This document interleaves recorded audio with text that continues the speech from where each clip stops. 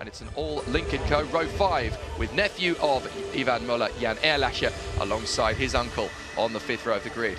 Marginois, bitterly frustrated, could have been on the front row overall, starts 11th on the grid along with Daniel Hagloff, the Swede. Then it is Jean-Carl Vernet who lines up alongside the Belgian talent Fred Vervisch for an all Audi row 7. Mikkel Ajkena caught out in Q1, missed out on the opportunity to get himself back into the front end of the field alongside the Hungarian Attila Tassi. Nesta Girolami penalised after his Q2 infringement. Tiago Monteiro alongside him, not quite able to get the KCMG Honda up to speed here yet. Benjamin Leuchter is 19th on the grid alongside Rob Huff, former world champion of course, on the 10th row. Tom Coronel is 21st on the grid. Johan Kristoffersen, another of the big names, caught out ahead of Q2, was not able to make it through. Then it is Langeveld, who we are told is going to start the race from the pit lane after some problems. Mehdi Benani will be 24th on the starting grid. Gordon Shedden is 25th on the grid. He was the slowest of the runners. Kevin Chekon didn't get any running at all in Q1 after mechanical problems, and he'll start both races from the back. Very exciting stuff, and I have to say, Andy Prio is given a massive reprieve when it looked like he was not going to get a qualifying lap in when Q2 was red flagged. He suddenly finds himself with a DHL pole position, and that means of course that there will be a Link & Co. on the pole position for all 3 races. Absolutely, and I think Andy's extremely lucky there to get through. It's a big difference to start pole and 10th today rather than a brace of 11th places, 11th place starts. It'd be interesting to see how the race progresses, because I can see if any of the championship protagonists from Link & Co. get behind him, maybe the team game will get paid. So for his own situation, I think he wants to get going straight away and make a bolt, because if this man here, Ivan Müller, ends up behind him for any reason during the race, I imagine they'll be asking him to move over, moving into the all-important last third of the season, 4 rounds to go, or the middle of the 4 rounds to go now. Ivan Müller has been the class of the field this weekend, got himself up to 3rd in the championship, and still 2 races to go and plenty of points on offer. Yeah, he's just 1 point ahead of Mikkel Ajkena in the point standings now. A really good performance from Ivan Müller so far this weekend, creeping up to 3rd position.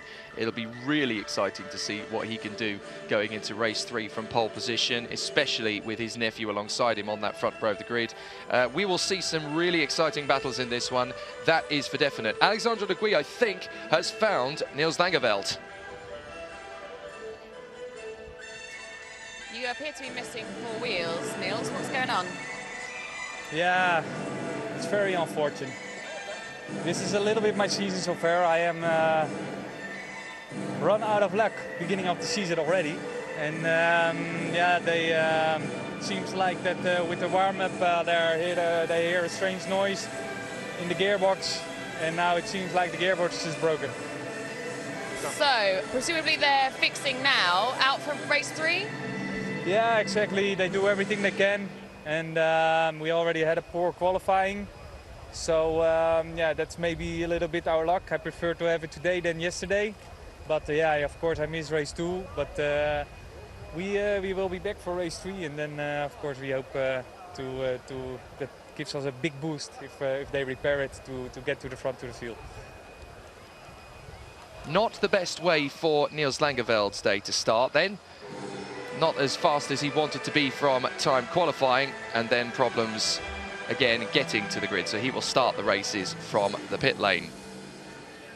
Jan Erlacher lines up 9th on the grid. 4 years since he claimed the French title, and now he is at the pinnacle of the sport alongside his uncle on the 5th row of the grid for this race and the front row of the grid for race 3. May I say, this is a massive advert for Link & Co. all the way through the weekend. Obviously, they are backing and endorsing the event, but they are putting on a great show for the home fans as well. And this time, they have got all 4 of their representatives into the top 10. So the difficulties of yesterday look like a distant memory. It's Mid-Autumn Day here in China, a day of festivity and celebration. Hence why we have got a massive wealth of incredible displays of affection and love for the country, and a very busy grandstand here on the main straight of people wanting to check out what is happening in the race. Aurélien Panis doing a fantastic job over the course of the weekend, and he has been absolutely lightning. If he gets a good start in race 3, we'll see a lot from him. But for race 2, he'll start 8th with 7 incredibly talented drivers ahead of him. Andy Priaulx from the pole, Norby Mikkelis from 2nd.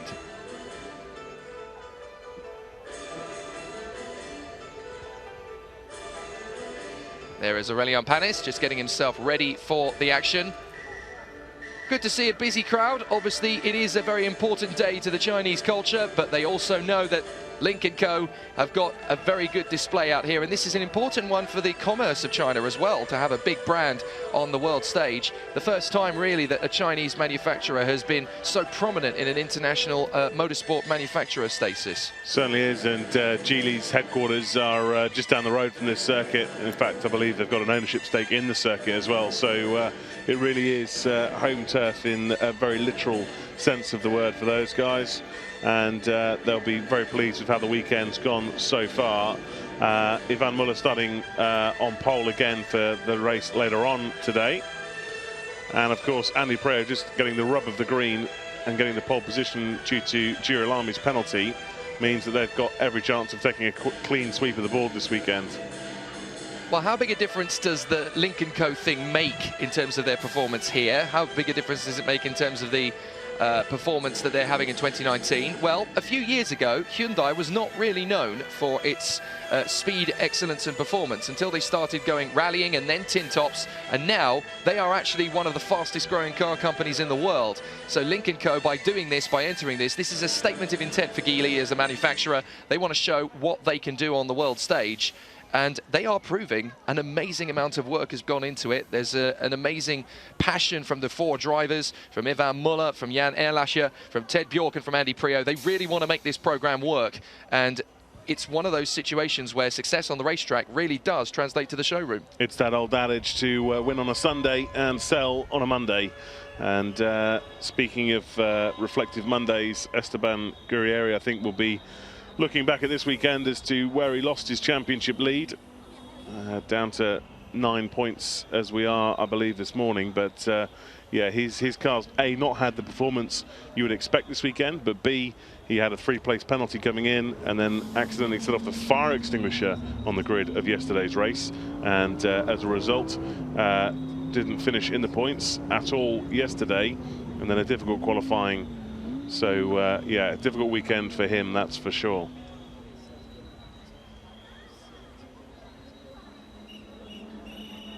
One of the most busy grid walks of the season, as the Chinese fans are really soaking up the intensity here at Ningbo. Let's talk you through the top 5 on the grid. Gabriele Tarquini, reigning WTCR title winner and former world champion, and he's raced and won in pretty much everything there is to talk about in the world of motorsport. He is a tin top specialist, started in tin top racing back in the 90s in the Super Touring era, and won the British title, the Italian title, and has won pretty much everything there is to win in tin tops, and is still ridiculously fast considering he is 57 years old now. And what an incredible competitor. He still works like a dog, never ever has an off day really, and is still putting in an absolutely incredible work program. Yeah, he's frighteningly physically fit as well, and he's just got that huge passion still for racing, and yeah, nowhere near the R word yet for him. Last year's champion, of course, double race winner this year already. And again, younger drivers like Augusto Farfus, Nicky Gatzberg, you'd have to say that Tarquini is showing every bit as much fight as those guys. Farfus, again, a long-established tin-top career. He and Nicky Gatzberg having a pretty strong weekend here in Ningbo, but you expect that they'll probably have to start playing second fiddle to Norbert Mikkelis at some point during this race. Norbert, very much the title hope for Hyundai this year. Augusto Farfus, GT World Cup winner from Macau last year. A weekend that saw Gabriele Tarquini win the FIA World Touring Car Cup presented by Ascaro, and he's still in the hunt for it here. Ted Bjork, one of the battlers for the title this year, world champion from 2017, of course, and he's in the hunt, but after race 1, he falls from 3rd in the standings to 5th on 185 points, and he's only 1 point now behind, sorry, he's only 3 points behind Mikael Ashkener and 4 points behind Yvan Muller. So there's every opportunity for Ted Bjork to push himself to the front end of the field.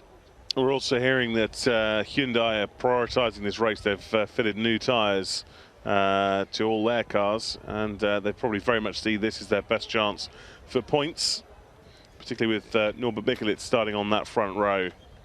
He's got himself into an excellent position to try and win race 2 of the weekend.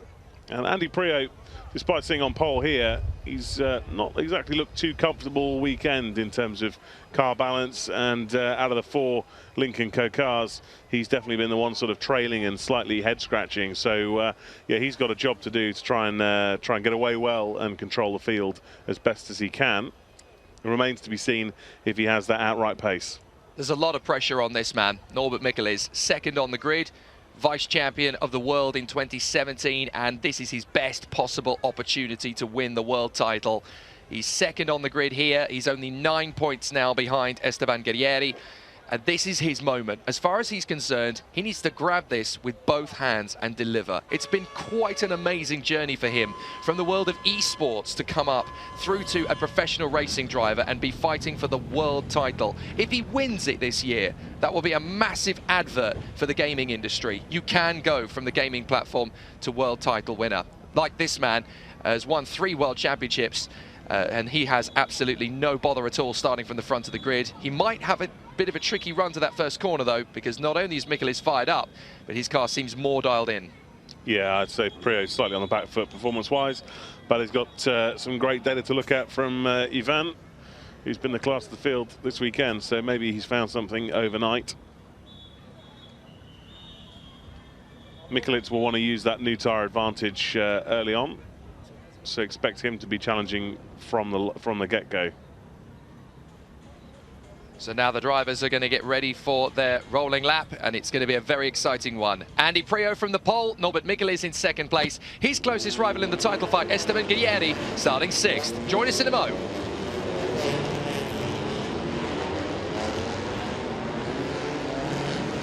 The formation lap begins then around Ningbo International Speed Park. And this one has an air of unpredictability about it. What can this guy do? From 11th on the grid, Marching Noir, he had the pace. He had the passion to be pole position. He's going to want revenge. Esteban Guerrieri starting 6th on the grid. It's got to be damage limitation for him here. Yeah, Mara I would expect to be going forwards, not backwards. He's had a very quick car all weekend, and also quite quick in the speed trap. So overtaking should be game on for him. Esteban Guerrieri, as you say, he's just got to try and get as the stronger points as he possibly can, and he really cannot afford any drop scores today, having failed to score yesterday. So here's the grid one more time for race 2. Priaulx and Mikkelitz, Ted Bjork and Augusto Farfus, Gabriele Tarquini and Esteban Guerrieri in the top 6, Katzberg and Panis on the 4th row, Jan Ehrlacher and Ivan Muller rounding out the top 10. Then it is Marching Noir and Daniel Hagloff. Jean Carvenet lines up on the 7th row of the grid alongside Frederick Vervisch on the 6th row in front of them. Obviously a very tight one. 8th row is Miguel Ashkener and Attila Tassi, Nestor Girolami and Thiago Montero after Girolami's penalty, Benjamin Leuchter and Rob Huff. Then it is Tom Coronel and Johan Kristoffersen. Watch for some moves from them. Langeveld will start from the pit lane, so alone on row 12 will be Mehdi Benani. Then Gordon Shetton and Kevin Chekon will be on the back row of the grid. A very tense battle this, plus we still don't really know if there's going to be more rain through the course of the afternoon. It caused a bit of an issue during qualifying. For the moment it's dry, for the moment it's likely to stay dry, but in this part of the world we're in a former quarry, of course, so it could change on a heartbeat, and we know that how quickly the grip falls off when it does come over the course of the circuit. There's the drivers' points. 9 points separating Guerrieri and Mikkelitz after race 1, and after qualifying, of course. Muller is just 1 point ahead of Ashkener and 3 points ahead of Bjork, with Girolami only 11 points behind Ivan Muller now, so it's very tight at the top end of the field. Marching Noir now tied for Augusto Farfus for 10th in the standings, just 2 points behind Nicky Katzberg. A great chance to move into the firm top 10 for Marching Noir from qualifying gone. He'll want revenge with a decent point score.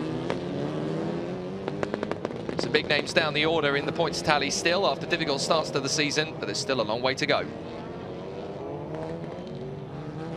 So now it all comes down to the start of this first race. It will be a really exciting battle for Andy Priaulx on the front of the grid. Norbert Michelis is alongside him. How is Ivan Muller feeling going into this one? Let's hear from team radio.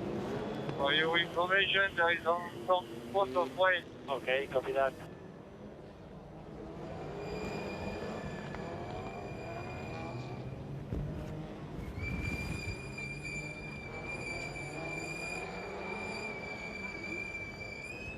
The FIA World Touring Car Cup presented by Ascaro comes to us from Ningbo International Speed Park. Race 2 is about to get underway with Andy Priaulx on pole position from Norby Michelis, Bjork, Farfus, Tarquini and points leader Esteban Guerrieri in the top 6. Jake Sanson and Richard Coleman with you in the commentary box. Alexandre Legui down in the pit lane, and there's only going to be one driver starting from the pits. That is Niels Langeveld from 23rd on the grid.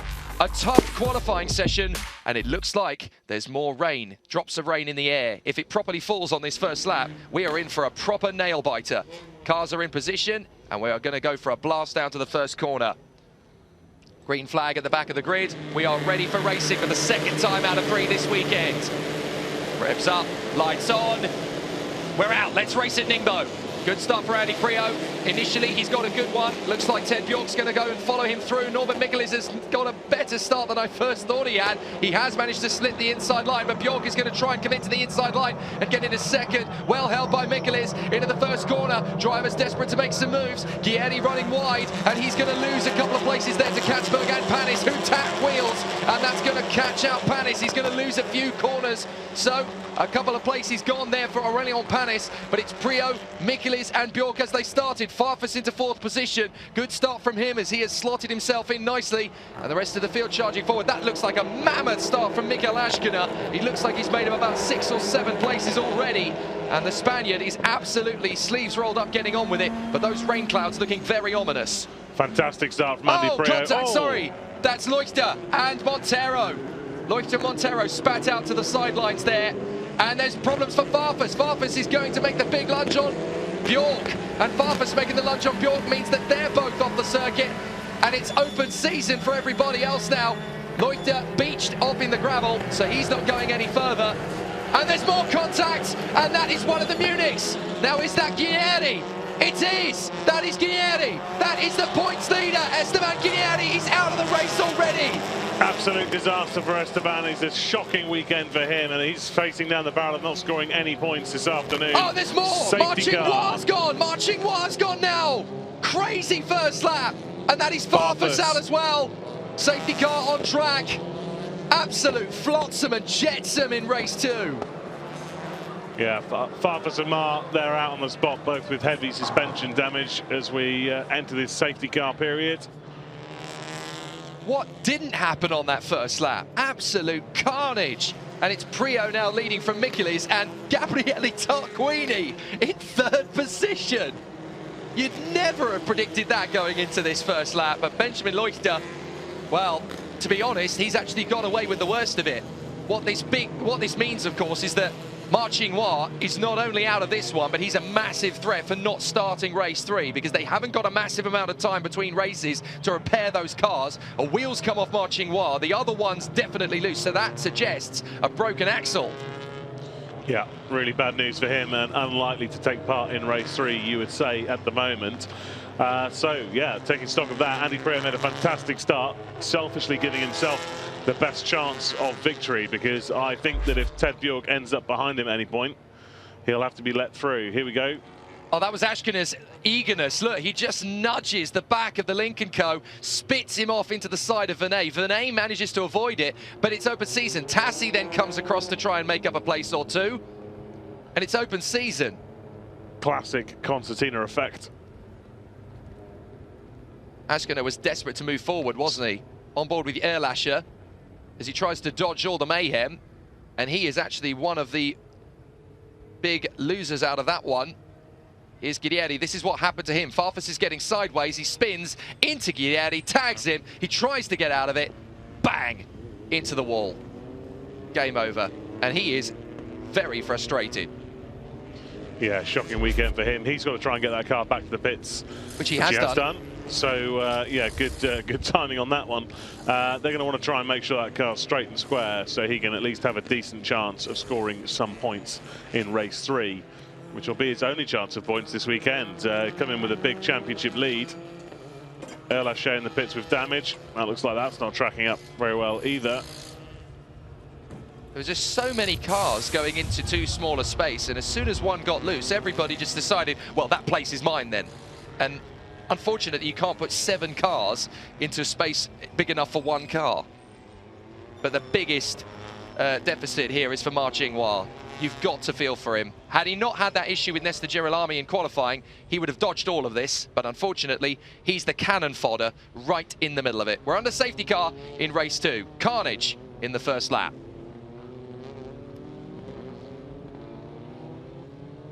And that is a stationary Augusto Farfus. So Farfus is being recovered as well. Leuchter, the car being carried away from the scene of his demise, although he doesn't have a massive amount of damage other than the front splitter by the look of it. So, actually, yeah, there is a bit more damage to that than first thought. Several drivers here in dire straits. Langeveld, Leuchter, Ma Qinghua, Augusto Farfus, and Esteban Guerrieri. Looks like Thiago Montero's in the pits, so is Fred Vervisch. Jan Erlacher has now gone out onto the track, so he's rejoined in 19th. To give you some illustration of the bedlam on that opening lap, Gordon Shedden's gone from stone cold last pretty much, and he's currently running in 13th place. So he's jumped half the field. That's not bad. That's not bad going. Just staying out of trouble. Sometimes it does get you a decent point or two. Panis down to 18th in all that. Jan Erlacher down to 19th, and Ma Qinghua, well, he's made it back. What a bitter weekend this is for him. Second place yesterday, okay, but it's going to feel like ancient history now. This sets up the race nicely for when we get going again. Andy Priaulx out on his own, not the quickest Lincoln Co. Big championship player, Norbert Mikelitz behind him. But then he's got 2 rear gunners in Tarquini and Katzberg, who I can assure you will be under orders to play rough if Ted Bjork fancies trying to fight his way through there. To the point that, yeah, it wouldn't surprise me if you'd be risking a lot to try and pass either of those guys. Those 2 guys are not in the championship fight, whereas Mikelitz very much is, and he'll be protected at all costs. There's so much damage out there on the circuit and so many cars to recover that Ma Qinghua's Alfa Romeo is still on the racetrack, just abandoned. Ma Qinghua's made it back to the safety of the paddock, but there's not enough recovery vehicles to attend all of the issues on the circuit. So Ma Qinghua's car is still stranded at the chicane where he's left it. It's a very bizarre situation.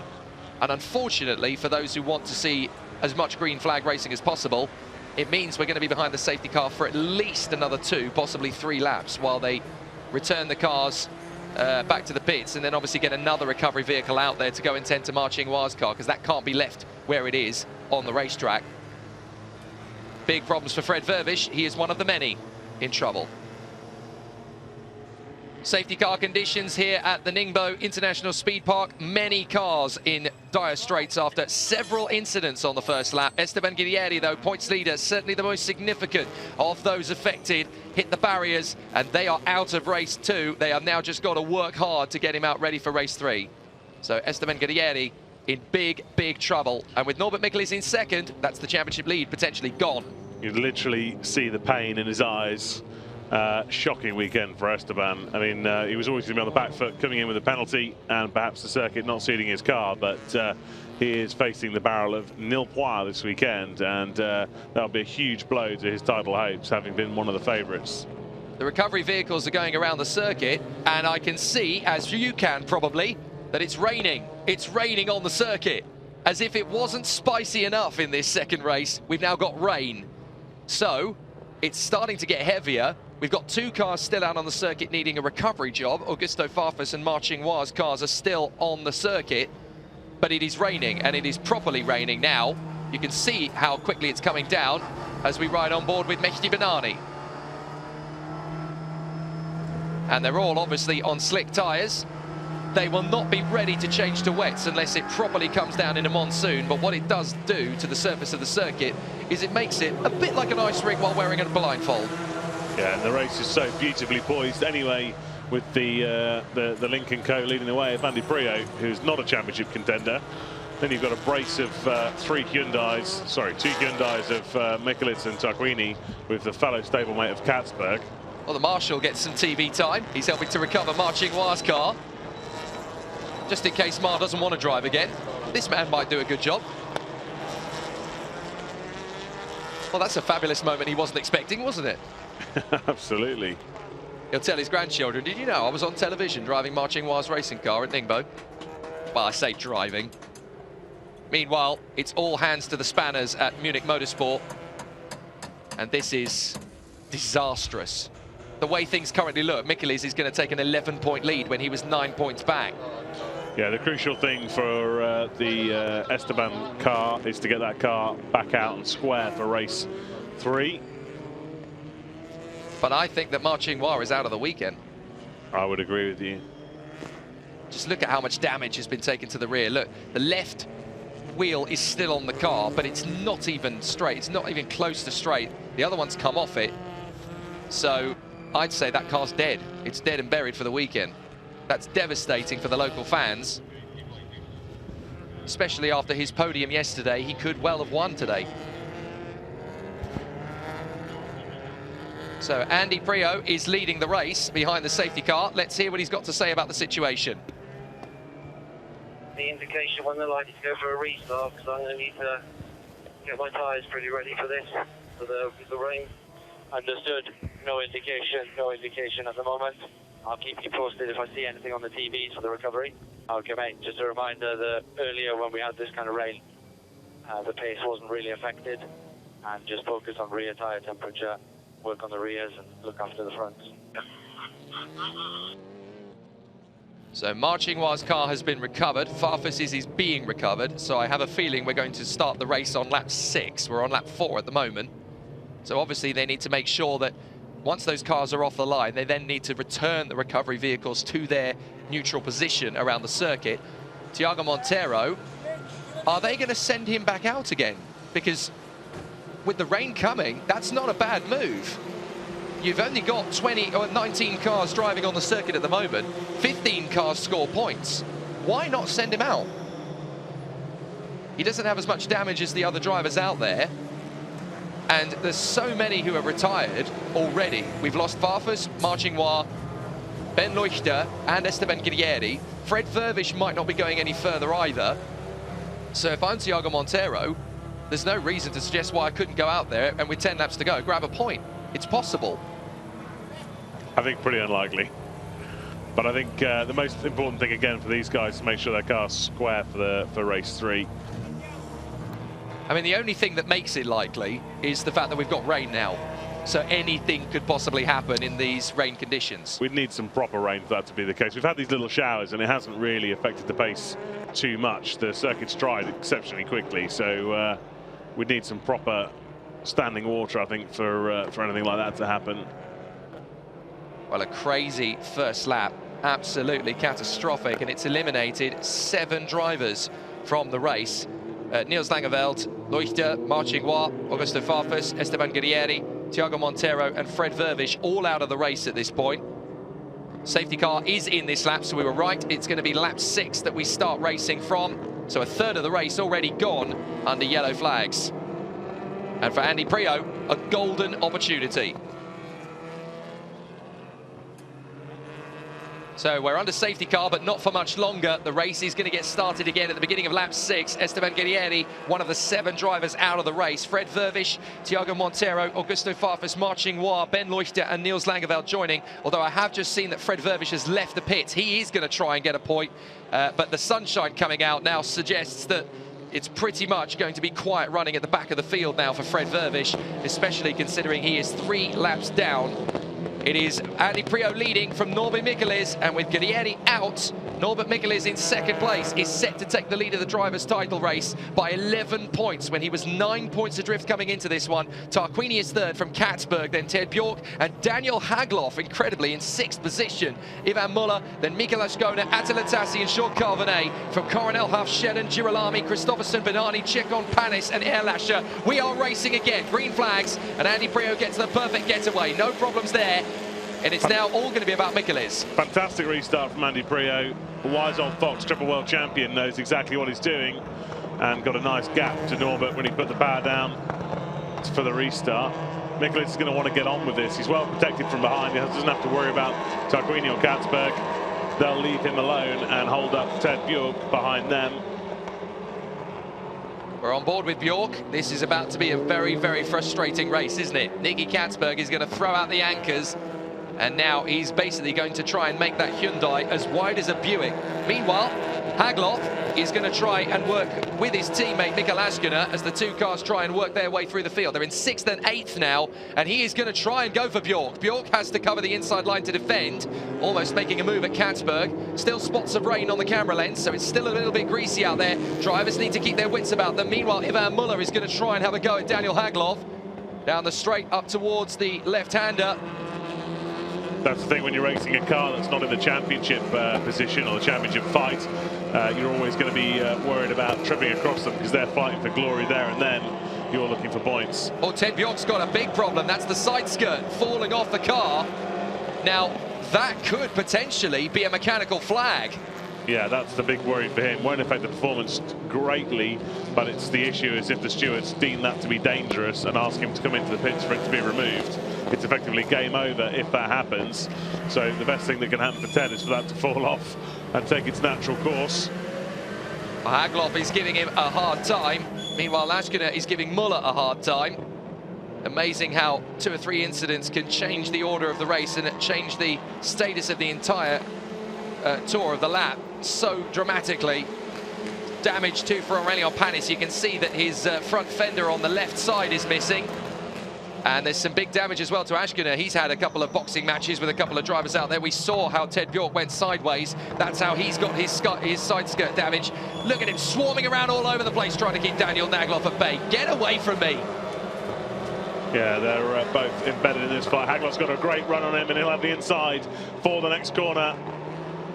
And that is job done, surely. Muller's now going to try and get up the inside. Come on, Ted, I'm faster than you. You need to get out of the way, play the team game here. And Bjork is going to swarm around, holding Ivan Muller up to a certain extent. He wants to keep the place because he's got more points in the title standings to lose here than Muller does. There can't be too much executive oversight from the pit wall on these two either because they're both very much in the championship fight. They are the two dogs they have in that particular fight and they're going to have to let them race. Yeah, on this occasion, Bjork bails out of it, so Muller gets through and they avoid an international disaster there. Meanwhile, behind, Askiner is trying to shake off the attentions of Tassi and Vernet.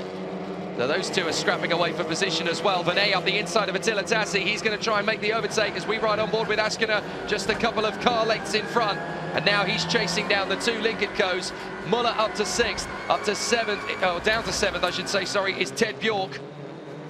So this is going to be a very interesting battle. They've got another 8 laps of this, including this one to come. And Ted Bjork is struggling. This man out front, though, Andy Prio, is just measuring his pace. Michelis and Tarquini in 2nd and 3rd.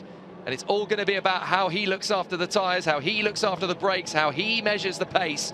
And there's still a threat from Norby Michelis for definite. Gabriele Tarquini could still have a hand to play in this now as well. So Prio out in front of Michelis and Tarquini. Katzberg in 4th position. Hagloff and Muller both making their way past Ted Bjork. Askiner 8th in front of Vernet and Tassi. The final 5-point scorers at the moment are... Oh, problems for Askiner. Askiner's got a problem. He's out of it. Disaster. Yeah, that's a shame for him. Oh, and Girolami. My goodness. Now, who has he hit? What a shocking weekend for All Inkle. Could not have gotten any worse for those guys. And that kind of damage could well put Girolami out of the weekend as well. Look at the sparks coming off the tyre as he desperately tries to bring it back into the pits. This is just a nightmare for the team. Carnage for those guys. Girolami very much in the championship fight as well, so not good for those guys at all. Well, there's solid drama now creeping in. Andy Prio in front of Norby Michelis and Gabriele Tarquini, then Katzberg, Hagloff, Muller, Bjork. Askiner was 8th, now is not. He's out of it. And that's damage too for one. Oh, that's damage for Vernet, and he's desperately trying to keep Tassi behind him. Now he gets the switch back to go alongside him and get the place back. But there's steam coming off Tassi's car, or smoke coming off Tassi's car, I should say. So he's got some panel rubbing somewhere. Rob Huff hasn't got a left front mirror, essentially. because that's flapping in the breeze. Oh no, it's just the bodywork next to it that's flapping in the breeze. It's actually having to go defensive to half. That will give half a good run on the exit of this corner. So back on the run to the chicane. That's Kevin Chekon getting past us. We're Johan Kristoffersen at the moment, and the queue is building up as Jean Carvenet is the leader of the train at the moment. He's the locomotive and we're the carriages. This is a very tricky situation as several drivers have already got damaged. Some of them are just trying to get a decent finish ready ahead of race 3 to give themselves the best possible starting point. Nestor Girolami, well, he's had to play the diplomacy card with Marchingnois earlier, and that didn't quite work in his favour, and now he's out of the race with no points, and it's up to the team to get him out there for race 3. Tough weekend for those guys indeed. Andy Priaulx still looks relatively comfortable at the front of the field, but Norbert Mikelitz keeping him very honest. Be interesting to see if Mikelitz gets a half chance with Priaulx or not, because of course being high up in the championship, he won't want to risk anything. He's going to outscore all of his championship rivals if he finishes where he is, but I'm sure he understands there's another 7 points on offer should he be able to muscle past that blue car. It's 5 to 9 in the morning in Budapest, and they must be grinning into their bacon sandwiches this morning, because Norbert Mikelitz is absolutely loving this. He doesn't even have to win the race to take a decent lead in the point standings. Second will do, sat behind Andy Priaulx. Priaulx can get a victory for Lincoln Co and keep the local fans smiling, but for the title fight, Mikelitz is in a golden position. Second place will be absolutely delightful. Protected by both of his teammates of Tarquini and Katzberg as well, who'll play rear gunner to him for the rest of this race if they have to. This is Erlascher we're watching. He is closing up on Johan Kristoffersen, whose rallycross tactics have sadly not helped him so far. He's gained some time. He's in 15th, which is the final point, but I fear he's not really going to gain much more ground than that. Andy Priaulx, though, again, he's just doing what he does best. He is the kind of driver who never ever pushes harder than he has to. He just measures the car, realizes exactly what the tyres are doing, what the brakes are doing. He is looking after his car. He's got a gap over Mikelitz of 0.6 of a second. That is enough to be comfortable if you're Andy Priaulx. He knows what the car's going to do. He can control the pace of this race. He's never going to push harder than he needs to. Yeah, looking more and more comfortable during this phase of the race. It's worth mentioning as well that Andy Priaulx has yet to win a race this season. And Esteban Guerrieri is going out on track. Now, he knows that he's got no chance of points, but they're going to see whether or not his car will work ready for race 3. And looking at the left rear of that car, I'm doubtful. Priaulx starting to look a little more untidy through the medium and fast speed corners. And Norbert's closed up on him this lap, this time around.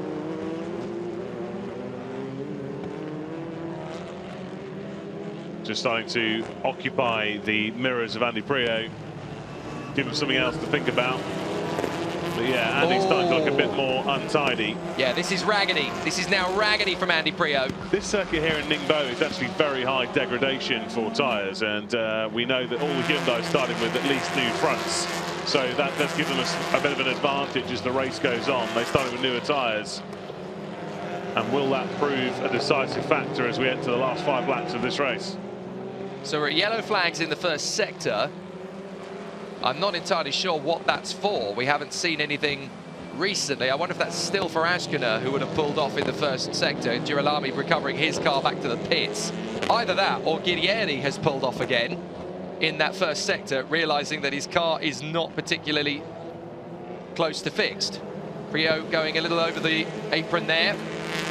The gap is down to just a whisker under half a second now as Mikelitz is really starting to put pressure on Priaulx. He feels it. Do you know what? He's not got any pressure. The rain's come back and he feels, do you know what? I can go for it. Why not? That's the thing, when you're following a car and he starts to make a few mistakes, run wide, you get your tail up and you're after him. You smell blood, and that's very much where Norbert Mikelitz is right now. He thinks that there could be another 7 points on offer, and also he'll be fed to the wolves of Tarquini and Katzberg behind. Huffy makes the move on Coronel to fend him off for the time really being. Struggling now, sorry, but he's really struggling with the front end of his car. Lots of understeer for Andy Priaulx. What's better than 20 points for Norby Mikkelis? 25, and he's thinking about it. Oh, he's really starting to attack, and Andy Prio's having to go on the defence. This is the moment. Here comes Mikkelis up the inside. He's going to try and get the move. Prio chops across and across. He is desperate for the win. The luxury that Mikkelis has got here is he knows he's protected. Tarquini won't be trying to overtake him, which is, you know, a real advantage. Here goes Prio again. Oh, this is not going to be easy for Mikkelis to get through, and he knows it. It is looking a matter of when rather than if, though. So here comes Mikkelis again for another big lunge on Prio. Prio darts one way, Mikkelis darts the other. Prio moves across the cover. Mikkelis needs to get off the throttle, wait for the switch back. Prio protecting so beautifully on the inside line, but now Mikkelis is going to run round to the right. Prio moves across and across, but it's not going to happen, is it? Mikkelis has to bail out. Discretion, the better part of valor, that tyre stack on the inside. But Mikkelis looking very, very racy. Tarquini with the best seat in the house as we ride on board with him. Of course, he won't be attacking Norbert Mikkelis. He's way down in the championship, 13th, 14th or something like that. He knows that Norbert is the choice for Hyundai. Here we go. Prio runs wide down the straight. Now surely Mikkelis has got enough room to the left side. He decides to bail out again. He's got time to do this. We're on lap 12. He's got 4 laps to get through. He's going to try again. He knows that Prio will protect on the inside line, but Prio runs wide. Here we go. Mikkelis again has to bail out to cover Andy Prio darting through. He's nudging him through the corner. And he's got a puncher, we're told. So now Mikkelis has lost position. Tarquini's got through. Katzberg sliding sideways as Hagloff tries to get past him. Prio spins. He's got the puncher. There he goes. Prio is off. And he's going to come back on. Oh dear. Katzberg has to take avoiding action, I think. No, it's Mikkelis who takes avoiding action. And Prio is out. Well, he tried so hard to keep Mikkelis at bay, but he picks up a puncher in doing so. And the win is gone. Tarquini leads from Mikkelis. Let's watch again. So Prio, Tarquini goes up to the inside line, and was there contact? Oh, Prio brakes very early, trying to deal with the puncture, and Mikkelis goes into him. Yeah, of course, Mikkelis will have had no idea that Andy had a puncture and was going to hit the brakes quite so early. So it's unfortunate for him. Tarquini now leading the race, Mikkelis with a bit of damage. I expect they'll probably do a swapperoo before the end of the race to give Mikkelis the maximum points, but he is carrying a bit of damage. And that's going to be critical heading into race 3, of course. Tarquini makes a mistake there into the hairpin. He leads the race. That front bumper assembly is full of all the ducting for the brakes, for the intercooler, for everything else. So just a knock like that, it means you can start overheating everything. And you can see bits falling off it as he goes through each corner as well. So this is definitely not good for Mikkelis. Yeah, they'll need Katzberg to back up the Hungary cars of Hagloff, Muller and Bjork. Well, Hagloff may be about to take his 2nd podium of the season here in 4th position. He got one at the Hungaroring. He may be about to get another one. Meanwhile, we've got Muller and Bjork very hungry in 5th and 6th positions. And they will want some revenge for Prio's puncture. Still that side skirt flailing in the breeze, though, for Ted Bjork. So far, the officials haven't deemed that dangerous enough to warrant a mechanical flag. I'm a bit surprised by that. I don't think that Prio had any contact on that corner. Look at all the debris there. Look at it. It's bits of it everywhere. That is an absolute disaster. Plenty of punctures could potentially be on the way in these next 2 laps if a car hits that in the wrong place. Yes, because I really don't think Prio took any contact on that corner. No, so, I don't think so. I think he's picked up a puncture by other means. Whether that be from a curb strike early on in the race that led to a tyre failure later in the race, or if he's run over some of the debris from that opening lap carnage. There was some rubbing with Mikkelis, but not enough. As Tarquini gets out of the way, he plays the team game and lets Mikkelis through to the win. So it's going to be a very battered and bruised Norby Mikkelis that takes the win. As you mentioned, Tarquini playing the team game and getting out of the way and allowing Mikkelis to take the victory. It'll be a 1-2 for the team. Tarquini will protect Norby, and Prio has got the car back to the pits, but well, the best chance he was going to have this weekend, potentially even this season, of a race victory, disappears. Yeah, team just ripping off any of the cowling that's dragging behind the car. You got to feel for him. For those guys. You got to feel for him. That wasn't his fault in the slightest. But so much debris out on the circuit in various different places. Somebody was bound to pick up a puncture. It just had to be the way that Andy Prio was the one who picked it up. We're heading into the last lap in a couple of laps' time. So this is lap 14. We begin now, 2 laps to go. And Katzberg has now got to try and fend off Hagloff. Hagloff will be fired up and motivated here. Muller and Bjork will be as well. 7th place is Venet, 8th is Tassi, 9th is Huff, 10th is Coronel. He's going to pick up some decent points. Chekon is in 11th place, that'll do. And then it'll be Shedden, Bernardi, Christopherson and Erlascher who score points after that. Katzberg just exit stage right there. Not sure if him and Hagloff got together by the looks of it. Yeah, there might have been. I was so busy looking at the timing screen. I do apologise. We missed that one. So it looks like a Lincoln Co. will get on the podium after all. Yeah, it's going to be Muller in front of Bjork. So Muller will get 3rd position. What a weekend he is having. That will annoy the Hyundai pit wall as well, because they were well placed to take big points away from them with those middle cars. Well, Venet's now attacking Katzberg. But Muller, it's almost like the parting of the Red Sea, isn't it? All of the cars have just suddenly been cleared in front of him and he's been given a path to the podium. Yeah, I mean, he's in the best place possible to win race 3 as well. Oh, so this is what happened. Oh, Katzberg, he was trying to stop Hagloff getting through, ran wide over the curbs and he hit him. That's going to be a penalty, I think, potentially for Katzberg after the race. Like Christmas and your birthday for the Lincoln Co. drivers. Here's Tarquini's radio. Gabri, Hagloff pushed Nicky out, so now you have to go to take care of Norby, okay? Take care of Norby. You have the Ivan behind you. Ivan is behind you. I'm sorry, who pushed Nicky Katzberg out? Amazing how one team's interpretation is different to what the pictures could see, isn't it? Yeah, although we didn't see how Katzberg ran wide. Maybe they made contact on the way into the corner. So give him the benefit of the doubt, but yes, Tarquini just reminded that he's got a very big team game to play here, and they need to try and maximise Norby's points. This is Katzberg trying to hang on in front of Tassi and Venet. Is Venet going to do both of them? He is. Very sweet move there from Jean-Carl Venet. Tassi's going to try and come around the outside though, and he's got him, so I think Venet's got a problem now as well. Katzberg obviously trailing some damage from the contact with Hagloff by the looks of it, really struggling for pace and just trying to hang on to score some points on this final tour of the Ningbo circuit. I tell you what, the marshals are going to be busy in between races, aren't they? Lots of debris to clear away. I'm surprised we haven't had more punctures. But we're on board looking back to Muller. This is on board with Gabriele Tarquini in 2nd place. He's had a few of these already as Gabriele, but this 2nd place is an important one as it protects his teammate Norby Mikkelis, who is going to take his 3rd race victory of the season to tie him with Bjork and Girolami. If he can just hang it out, still a great battle going on, 4 wide behind us.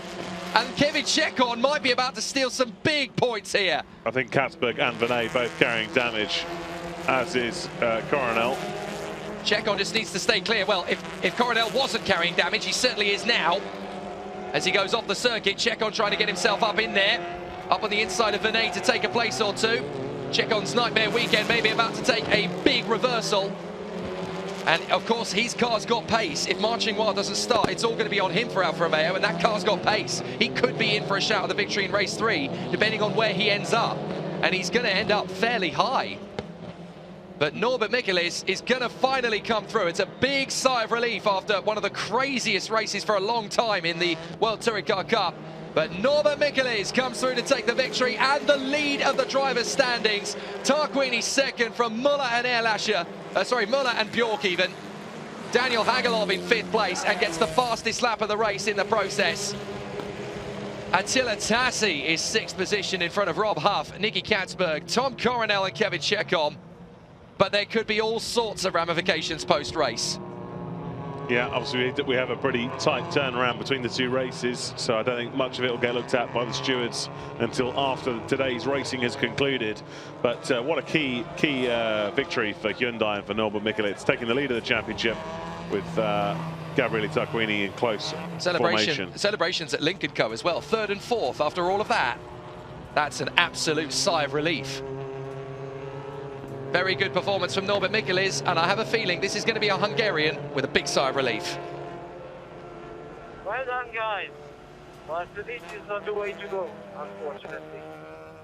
So we have to change our minds, because this was really, really dirty. We have to change our minds because this was really, really dirty. Interesting from Norbert Michelis. Surely he doesn't think Trio did that on purpose. He didn't. Well, an interesting race nonetheless. So, Norby Michelis wins from teammate Gabriele Tarquini. Ivan Muller on the podium again in third position, and that is as good as a victory in the circumstances he was in. He started 10th, don't forget. And of course, he's got the best chance of winning race 3, which would perhaps give him the dream result of 2 race wins and a podium, if we jump the gun massively on that. But yeah, Ivan's pace this weekend has been very, very strong. If he can get a good start, he's got to be odds on to win race 3. Well, he's just got a second place, which of course gives him 16 points. That takes him to 205. There's a slim chance that he's going to come out of this weekend a point behind Guerrieri in the standings. That is astonishing. If that happens, then Muller is definitely game on for the title. Yeah, and Bjork's very much still in that race too. You know, solid brace of points for him as well. He's very much in that fight. And that also gives the guys at Link & Co. Cyan a bit of a headache as well, because they can't prioritise either of those 2 guys. They don't know what's going to happen. If you have a Guerrieri-style weekend, you're suddenly out of it. So they've got both cars in that hunt, whereas Hyundai now have got to focus behind this man of the moment, Norbert Michelis. Right. Worthy winner. If I'm the race director, I'm getting on the radio to the marshals. Leave your post, sweep the track. That's every single post. You may as well just do it everywhere, because there is so much debris, so much damage, and so many problems around the circuit. Just get out there and clean the track, because it's in the pit lane entry, it's in the pit lane exit, it's at turn 1, it's at turn 5, it's at turn 12. There's so many places where there's damage everywhere. But what about this man? He's done some damage of his own. Norbert Michelis, very, very happy. He now leads the title, and he knows it. It's not just a win, it's an important strategic win. That's given them a really, really good platform. They didn't expect to do too well this weekend with the balance of performance that they had. So that's a very, very important points haul for him. Taking points off Guerrieri, who didn't score again, and finishing at least a car ahead of this man, Ivan Muller. He can be very, very happy as well. To go from 10th on the grid in race 2 to 3rd is almost unheard of. So a very impressive performance there from Ivan Muller. And with him starting from pole position in race 3, he looks like he could take 3 trophies away from China. A very solid effort from this man, who they can't count out now. This points haul is going to give them a waft of momentum heading into the next round of the championship at Suzuka. They could be on the pace there as well. And if they are, then this battle between Guerrieri and Michelis, they might not see Muller coming. Yeah, I expect Link & Co probably get paid back a little bit for Suzuka, which means that it could be advantage to Hyundai. Also, Honda won't have done very well here either, so that'll affect the algorithm for their balance performance too. And as ever, you know, the pendulum sways from race to race, but it's going to be right the way down to the wire for sure for these top 4 or 5 drivers. For the 3rd time this season, Norby Michelis takes the win. He seems quite frustrated there, though, quite animated about the antics on the circuit. I think he's got reason to be. It did get a bit hectic. Yeah, of course, he won't know that Prio had a puncture necessarily. Yeah, exactly. And Prio slammed on the anchors, knowing full well his car was not really underneath him. And to be fair, he was on the inside line, not the racing line as well. So the fact that Michelis was there, he might not even have realised that Michelis was in his blind spot there. So it's a difficult one, but yes, they did make contact. Was it deliberate? Not in the slightest. So Michelis will feel like the damage that he's got to his car was unwarranted. Well, yes, it was unwarranted, but it wasn't intentional. And it certainly wasn't due to drivers behaving carelessly out on the circuit. There was so much damage for so many cars. I think there's probably only about a half dozen cars out there that got away from that race without damage. Absolutely. So Alexandre Legui has found our race winner. I wonder what he's got to say about it. A win at the Nürburgring, a win at Villarreal, and that be a hat-trick for Norby Michelis, a win here in Ningbo, your 3rd win of the season. Congratulations. What a race. You put Andy under some serious pressure. Yeah, but in the end, to be honest, I'm half happy with the race today because I was really in a position to overtake Andy at least 2 times. I was kind to him, and then he puts on a move like that. I don't know what he was up to, but to break 150, 200 meters before the corner with the energy he did, that could not result in anything else than a big crash. And for me, the fact that they took this into account is a bit bad, but yeah, it's difficult to say. But in the end, of course, happy with the win, happy with that the car survived the race because I have big damage. But in the end, I hope the guys can fix it for race 3. And I do believe that will jump you up to the top of the standings as well. Yeah, but after the last race, we can talk about that. Thanks. Well done, Nobby. Why haven't Hyundai told him that Prio had a puncture? That's what I can't understand. Interesting. So, Michelis wins it from Tarquini and Ivan Muller. Ted Bjork and Daniel Hagelov in the top 5. Tassi in 6th place from Rob Huff, Nicky Katzberg, Tom Coronel and Kevin Chekon in the top 10. The final 5 points positions, it's Jean Carvenet in front of Mehdi Benani, then Johan Kristoffersen, Gordon Shedden scores a couple, very important for him as well to do so as many times as possible, and Jan Erlascher in 15th. Andy Prio out, Panis out, Ashkener out, Girolami, Montero, Guieri, Vervish, Farfus, Jinghua, Leuchter and Langeveld all out. The only finishers were the point scorers. That doesn't happen very often. No, certainly doesn't. And just unbelievable race. I mean, just so much action throughout from start to finish. And that's what it's done to the point standings. Michelis now leads in front of Esteban Guerrieri, and it's going to be very interesting for race 3. Well, now, the interesting question we have to ask here is why, oh why, did they not tell Norbert Michelis that Andy Prio had a puncture? They must have seen he did. To be fair, there's so much going on. It's possible that they didn't. They're obviously not listening to comms like we are, so they would have had to seen it on the TV at the time. So it is possible they missed it, and it's also possible perhaps they didn't discuss it if they weren't prompted by Norby on the slowing down lap. But no doubt the paddock will permeate that rumour, and he'll find out soon enough. I imagine Andy and him will have a chat. Neither of them particularly dirty drivers either. Well, what do we start with? Race 2, one of the most chaotic races in FIA World Touring Car Cup history. Never mind this season. A very exciting one from the start. Ivan Muller and Norby Michelis controlling the pace. But with raindrops on lap 1, everybody wanted to get a piece of the action with so many drivers spat out. Guerrieri, Vervish, Farfus, Marginois, Benjamin Leuchter, Niels Langeveld, Thiago Montero, all out in the first lap, with all sorts of damage and drama. Guieri, of course, though, the big one. Points leader coming in, second place going out. A disastrous weekend continues for the Argentine. Marginois in particular, out of action on home soil, and with the damage he's received, possibly out of race 3 as well. Lots of drama, a little bit of contact here, there and everywhere. Ted Bjork almost impeding his title rival and teammate, Ivan Muller. Nestor Girolami taking too much damage to continue. Tassi and Venet having all sorts of paint swapping action out there in the closing stages. But even Norbert Michelis getting a massive, massive bit of damage after Andy Prio battles away with him. And a puncture pitches Andy Prio into a spin, and Norby Michelis going into the back of him. And unfortunately, that's damaged the Hungarian's car before race 3. However, the team tactics means he still gets the win as Tarquini moves over to let him go. So Michelis wins and leads the standings as a result. But now they've got a repair job to do for race 3. And just like that, Ivan Muller sweeps through to the podium behind Tarquini in 3rd position. An absolute masterclass from the Lincoln Co squad in terms of strategy and playing the good fortunes. But race 3 is going to be fascinating. You couldn't have written that script any better if you gave it to Michael Bay. That was an absolute thriller here at Ningbo. We saw some absolutely stellar motorsport around this Speed Park circuit. Certainly the most exciting race I've ever seen around this circuit.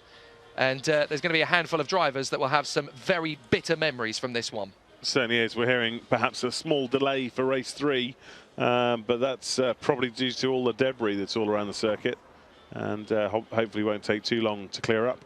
Look at the team's battle. Look at that. It's only 6 points now between Munich Motorsport and Cyan Racing Lincoln Co. They could take the lead here. Munich are having an absolute howler. And coming out of China, Lincoln Co. with Cyan Racing could be the leaders. In fact, it's almost a dead cert now, looking at how much damage Girolami took. Guerrieri's going to be way down the order after his penalty from Q2. PWR very impressive up there in 5th in the team standings. New team, both rookie drivers. Very limited testing for those guys, slightly restricted by their budget. And it's very impressive to see those guys all the way up there in the top 5 from the team's point of view. Yeah, Haglov able to grab a fastest lap and 5th position. If only Ashkener could have kept going as well. But a really exciting battle here in the World Touring Car Cup, presented by Ascaro. And I have to say, that was genuinely the most exciting race I've ever seen at Ningbo. I mean, we've only been here twice, last year and this year, but that was definitely spicy stuff. And the Chinese crowds here on Mid-Autumn Day treated to an absolute thriller. And they've got plenty to look forward to in race 3 now as well, as several teams have got their backs to the wall just to get their cars on the track, never mind to get a decent result from this 3rd and final race of the weekend.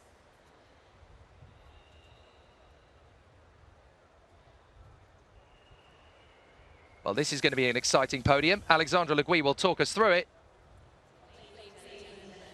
Welcome to the FIA Touring Car Cup. I'm Oscaro, podium for our 2nd race here at the Ningbo International Speedway. Please welcome onto the podium our 3rd position driver from Cyan Racing Link & Co. It's Ivan Muller. How does he do it? How does he do it? Whatever rabbit foot he's bought going into this weekend, there's going to be thousands of orders for it. In 2nd position from BRC Hyundai N Squadra Corse is Gabriele Tarquini. A brilliant performance from Gabriele, and he can be very happy with that. Playing the team game, yes, it could have been a victory, but he's been there and done that. And your winner from BRC Hyundai N Squadra Corse, it's Nobby Michelitz. So for Norbert, he's got to take the positives now. He'll be a little bit fed up about what happened with him and Andy Prio on track, unless somebody's talked to him since that interview with Le Gui. But he leads the title race. And you know what? This team is not far away from catching the big guns. They've scored big this weekend. And now the national anthem for both BRC Hyundai N Squadra Corse and Nobby Michelitz.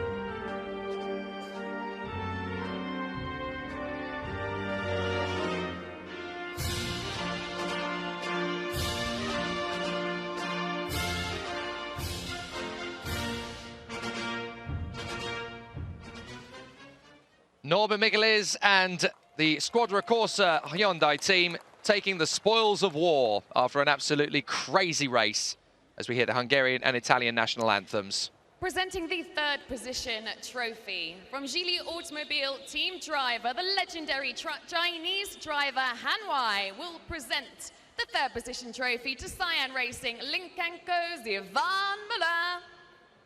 So Han Wei gives the trophy to Ivan Muller, his 2nd of the weekend, and I've got a feeling he's got a hat-trick coming.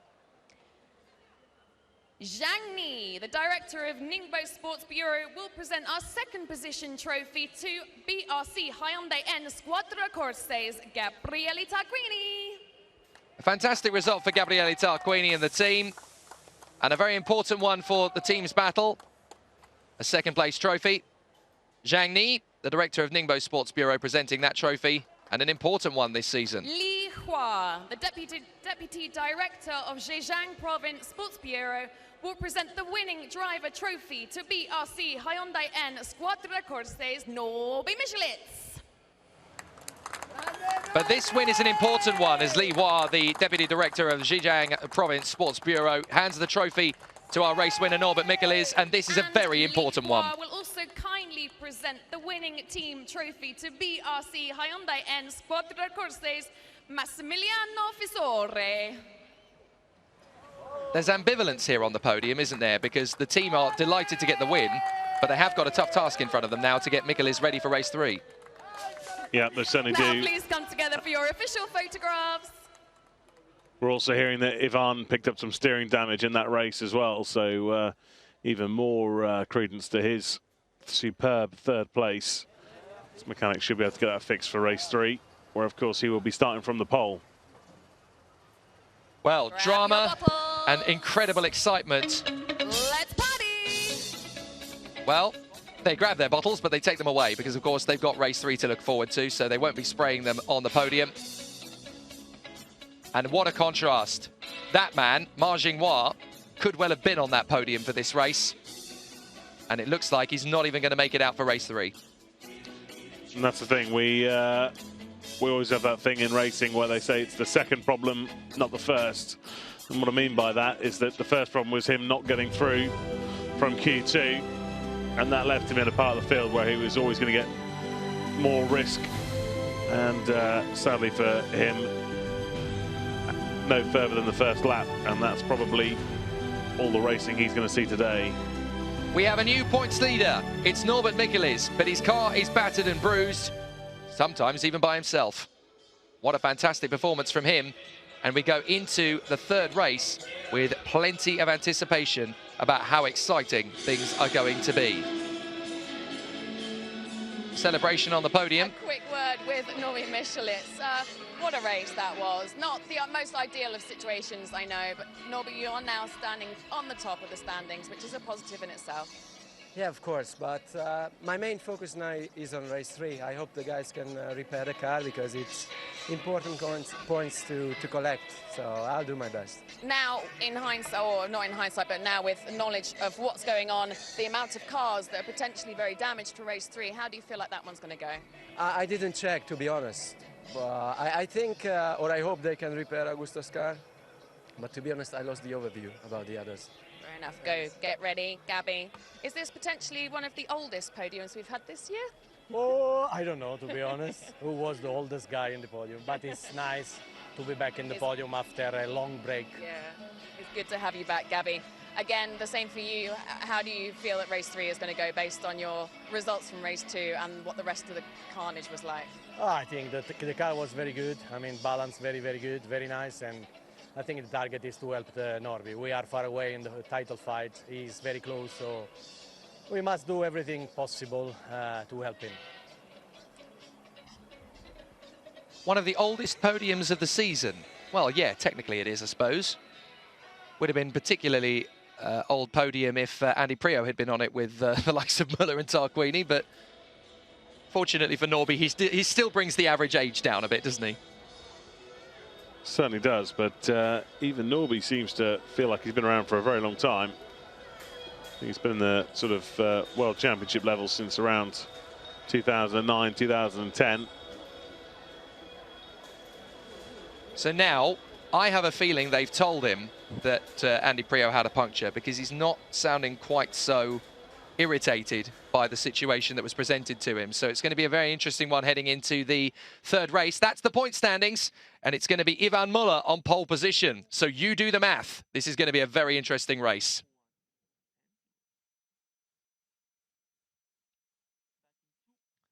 Doing the math, you can see there that if Ivan Muller takes the victory, he'll have 230 points, which means he'll go to Japan just 1 point potentially behind Guerrieri, especially if the Argentine doesn't score in race 3, which given the weekend he's having and the bad luck he had in race 2, is more than likely. You certainly wouldn't have been against that. And shocking weekend for the All-Inkle team, full stop. Obviously, Girolami also a retiree from race 2. And coming into this weekend, I think he was 4th in the standings and looking very much part of the championship fight, but he slipped further and further back as this weekend's progressed. A nice jump up the standings there by Daniel Hagloff. He's overtaken quite a couple of drivers there in terms of the points scored. So now it's all hands to the spanners. The teams will be working frantically to get their cars ready for race 3. And in many cases, frantic really is the word. I think there's not a lot to do at Mulsanne because Chekon, I think, just about got away without too much of a drama. But they are looking to see, is there a chance? Can they get Marching Noir out? So they are not resigned to their fate. They are going to have a look at it. And you never know, they might be able to get the 55 out there. Me personally, I would say that is a very long shot. That will be a victory in and of itself, getting him out. Yeah, you would say relatively unlikely. They've neutralised Parc Fermé anyway, so he will be starting from the back of the grid, whatever happens, even if they do work the miracle to get him out there. So, yeah, relatively forlorn hope, I'm afraid. But that's what these guys are paid for, these mechanics. They are so often the unsung heroes of the sport. These guys who put in late nights, travel long distances, put in massive workloads to get the cars ready, transported, shipped, engineered, set up, and then repaired when needed. These are the real heroes of the sport. They certainly are, and it's very difficult when you're working abroad. They'll have to get these cars prepped and ready to go off to Japan, and they'll get some prep time with them in Japan. As we take a look at the replay of Mars' demise in race 2. Bitter pill to swallow for the fans and for him. Certainly is. So much promise coming into today. Definitely one of the form drivers, and looking for somebody in the top 5 in Q3, but never made it that far. So Marching Noir's car is currently being worked on by the Mulsanne Alfa Romeo team as they try to get him back out onto the circuit again. It's a very difficult situation for several teams now as we head into race 3. Jake Stanson and Richard Coleman here with you in the commentary box. Alexandra Legui is down there in the pits, and she's found Marching Noir. This will be interesting to hear what he has to say about what happened in race 2. Mar, understandably looking very, very unhappy. Talk us through what happened there. I don't know, it was a big mess in the middle sector. Everybody is crashed like hell. I tried to avoid, and in turn, I think that was turn 12, I tried to avoid the crash and try to find a different way, and I didn't touch any car in the front, but I received a huge impact from the back. Then, yeah, as you saw, my rear suspension is completely gone. The car had a really serious damage. So, yeah, I don't know for race 3 if they can make it. Now we really need some magic. We need some magic for this. Any idea who it was that hit you from behind? I have no idea. I have no idea. Thank you, Mark. To be fair, I think it's academic who hit him at this point. It's more to do with the fact that with a completely disappeared suspension, you're going to need some magic trick to get him back out. And like I said, he'll be starting from stone cold last if he does. They neutralise Parc Fermé in order to be able to work on the car. So with the 26 car field, you'd have to say there aren't much chances of points being on offer there. Well, it might not be a 26-car field. That's the thing. There are so many cars in dire straits. Nesta Girolami took a massive amount of damage in that race. Yeah, but most of them got back. And, of course, the only car to neutralise Parc Fermé is this car 55 that we look at now on our screens. So I think pretty much everybody else feels comfortable that they can get their cars repaired enough in repair time / on the grid. And, of course, most of those drivers did a great job in dragging the cars back and enjoying the time of race 2 to work on the cars to get them ready for race 3. So we're in a tricky scenario as Marching Noir. You can see him there just in front of his car. Bottom middle of your picture, just watching. He's got nothing he can do. He's powerless. That's the most gut-wrenching thing in this situation, when you know this is out of your hands. You've done everything you can do to get the car to be as fast as possible, to be as quick as possible, to get it up there. And you can do nothing. There's nothing you can do. Having achieved that excellent second place only yesterday, a harsh turn of events for him. He should have easily made Q3, you would have thought, in qualifying this morning, had it not been for Nestor Girolami bulking him. He did get a penalty, but that's short reward for Ma, unfortunately, there. Let's hear from Andy Prio. Oh, Andy, it was going so well for you. You had so many people rooting for you. What happened? You got a puncture towards the end before you even had contact with Norby, right? Well, I mean, obviously, I was fighting it really hard to stay and win my first race. So, yeah, I mean, I took a big hit from the rear, and that obviously put me out the race, which is a shame. But yeah, I mean, I felt I had good pace. It was pretty much in the bag until the end. So, disappointed that obviously I ended up retiring. That's interesting that that's your perspective, because Norby's coming from he's quite angry about the situation, doesn't really see it as a racing incident and saw that it was potentially your doing.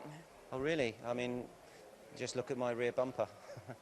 The rear bumper's ruined, so obviously at that moment I was ahead, and then I have a big hit and I go across the grass, which is really dangerous. So, yeah, I mean, I'm disappointed that he didn't come and speak to me. I mean, obviously we had a strong race, and that's what I'm here for, that's what he's here for, and yeah, unfortunately ended in contact and me across the grass, so there you go. Gutted for you. And so how much damage, and will we see you back out? Yeah, I mean, it's okay. It has rear damage, but the car's fine and ready to fight for another race.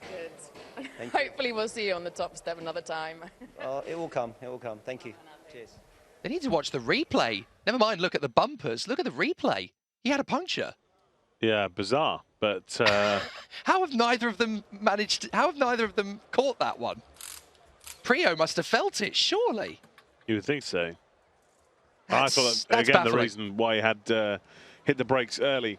So we're coming up to around 45 seconds before repair time starts. And at that point, the teams will spring into action and start to repair the cars in time for the all-important race 3 here at Ningbo.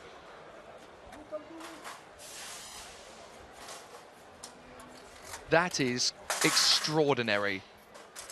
You'd have thought that a driver who has won 3 world titles would know whether he's got a puncture or not. Surely that's the reason he hit the brakes early into the corner. I mean, that's kind of what we assumed. But he feels he's been rammed into. Michaelis feels that he's, you know, brake tested him and they've had a collision into each other. Neither driver appears to have picked up on the fact that Prio had a puncture, and Prio's the one who had it. That is baffling. I've never known an incident like that in such a high level. It just shows you how high the tensions are running, because if they were to sit back and look at the replay, look back at the situation, it would all fall into context and both guys would immediately diffuse the situation and go, oh, okay, fair enough, he had a puncture, there's nothing really you can do in that situation. But for both of them to carry the intensity into this situation, I mean, that is baffling, absolutely baffling. So you'll see the mechanics all now sprung into action during this repair time. They have 15 minutes to do what they need to do on the cars, but at the end of that 15 minutes, the pit lane light turns red and they can't make their way around to the grid. So in reality, it's kind of a 13.5-minute repair time because you need to get the car out of the pit lane and on its way around to the grid before the pit lane closes. The mechanics are then free to continue to work on the cars on the grid. So they get a bit more time there, and sometimes it's easy to prepare the smaller jobs on the grid if you're running out of time in the pit lane, and the mechanics do a great job at prioritizing what needs to be done where and when. So what else needs to be taken into context coming into race 3? Well, we still have the possible threat of raindrops. It caused a bit of a spicy first lap on the second one. We've not had the heavy rain shower that would really make a massive difference to the situation in terms of the circuit conditions. But there are a few teams that have obviously done a lot of their repair work during the last race. So, in fact, a few of the teams that were in dire straits through race 2, a lot of it's already happened. So this repair time is literally just ticking over everything, making sure everything is legal and above board, and getting them out there on the circuit in good time. So there are some teams sweating. There are others who are literally just crossing the T's and dotting the I's. This is without a doubt one of my favourite elements of an FIA WTCR weekend. As much as I love the wheel-to-wheel racecraft on circuit, this 15-minute section when the teams go to work and the mechanics rush around their cars getting them ready for race 3, it's a pleasingly human element that you just don't get in other sprint races, in other forms of motorsport around the world. And for me, this really brings the team element into it. The driver has done their work, they've done their best, they've nursed their car, they've brought it in. Now it's in the hands of the mechanics, and it's up to them to decide what happens next. Certainly does, and a lot of accident damage in that race too, even for drivers that finished on the podium. We've got Muller with a steering issue, and Mikulits with some front end damage. We're about to hear from the former points leader, Esteban Guerrieri. A very unhappy all-Inkle camp as well, both Nestor and Esteban. That was a disastrous race. Well, yeah, it was very chaotic first lap, I would say. Yeah, just everybody trying a bit silly stuff, and I was trying to be cautious. And then turn 10, well, in front of me, Farfus changed line under braking. I tried to avoid that, and then I got hit by Erlacher, I think, from the back. He turned me around, and I just went into the barriers. And yeah, just my race was finished, so let's try to score some points now. So how much damage? Yeah, it was all the right-hand side. It was all damaged. I don't know, it was toe or something like that. So the guys repaired it. We went out to check that the car was okay. It was kind of okay, so now we should be fine for the next race. Ciao. I don't mean to stir the cauldron, but the amount of drivers I've heard coming out of race 2 and saying, well, I was being very, very cautious. There was a heck of a lot of silly driving going on there from everybody. Nobody has taken responsibility for the silly driving yet. Do you know what I mean? It seems to be that pretty much everybody out there was playing it cautious on the first lap. Oh yeah, I was being careful, I was being cautious. I was just trying to avoid the carnage from everybody else. I haven't heard anybody say, well, I was being aggressive trying to make up a few places on the field, which is what silly translates to, clearly. But nobody is fessing up to being anything other than cautious. I was just being cautious. Yeah, the stewards will be taking a good look at some of the shenanigans in race 2, and I dare say we're probably on for a few more in race 3. I think we're up for some grid penalties at Suzuka, maybe. Hardly possible. But for this man, Gabriele Tarquini, he's actually one of the few drivers who doesn't really need to break a sweat at this point. It's business as usual as far as he's concerned. A very clean second-place run for him, given all of the drama. At Link & Co, there are some difficult situations. Andy Prio obviously had some damage as a result of his puncture. I can't believe they still think that there's more to it than what there actually was. Nicky, it looked like it was going to finally be your time to get back on that podium. What happened there? You were really caught in the line of fire. Yeah, I mean, it was a race about making sure that the people that need to win. And yeah, unfortunately, I couldn't stay on the podium. Hegloff made a bit of a dive bomb. I don't think it was such an unfair move. I think he tried it well, but we both went wide. And then we got stuck in the crossfire, I must say. I think I touched half of the field in the last lap. But in the end, I regained some position, and it was good fun. And for us as a team, it was good for the championship. Your car looked a little worse for wear and still does, but you're going to get back out, aren't you? You're all right. Yeah, I have some of the best guys in the business, so I'm pretty sure they're going to make it happen. I look forward to seeing you on the podium at some point, Nicky. Yeah, me too. See you there. See you there. It's incredibly humble from Nicky Katzberg there, you know, battling away with Dan Hagloff. They had a game plan to put all 3 Hyundais on the podium, and he said, he gave me a bit of a dive bomb.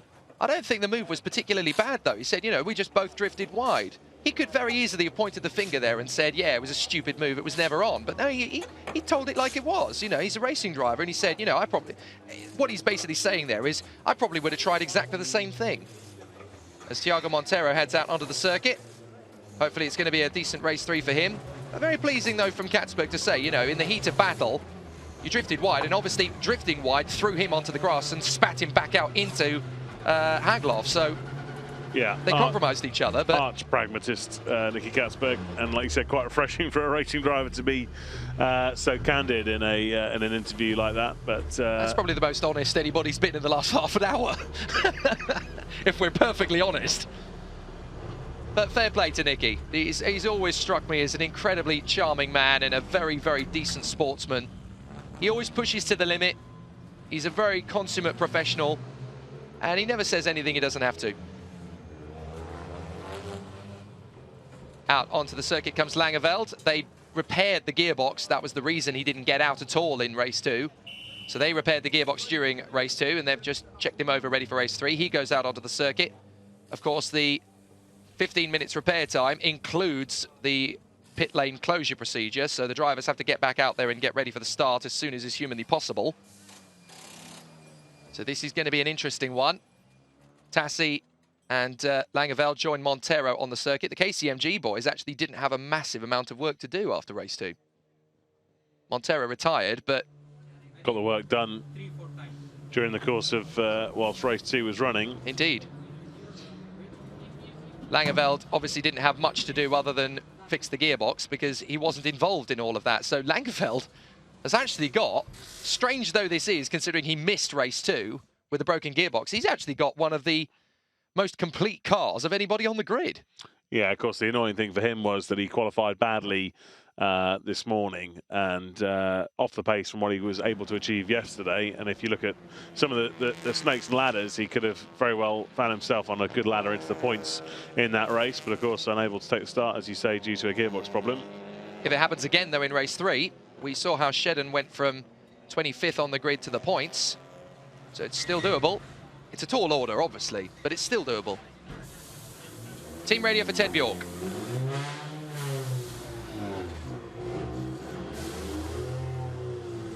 Okay, no panic here. You've got fresh pads in, so if you can pop the pads off again, make sure you've got a reasonable pedal. Yeah, copy that. Our pedal is good. Directly out to the grid. Yeah, if you can go straight around onto the grid position, I'll be down. So they put fresh pads in for Ted Bjork. That's interesting. Over to Emil Axelsson to give us the lowdown on what's going on with Alexandra Le Gouy. Emil, very good to see that Daniel is on his way out. Obviously, the contact with Katzberg wasn't so bad, but worrying faces around Mikel's car. Yeah, he had got some issues with his radiator, so the guys are superhuman, so they will for sure sort it out, I hope. Good. Short and sweet, but Mikael Askiner in some dire straits. Dan Hageloff gets away with his bumping and boring pretty lightly, actually, and a 5th place finish moves him up the table. But for Askiner, this is a big problem. Yeah, and Askiner incongruously has found himself in this title fight, and just by picking up decent results here and there and being consistent, he's very much up there. I think he's an unlikely champion, but he could perhaps finish in the top 3, and that would be a huge, huge result for him in his rookie season as we watch his teammate on his way to the grid. Just going back to what Ted Bjork said, do you want me to go to the grid?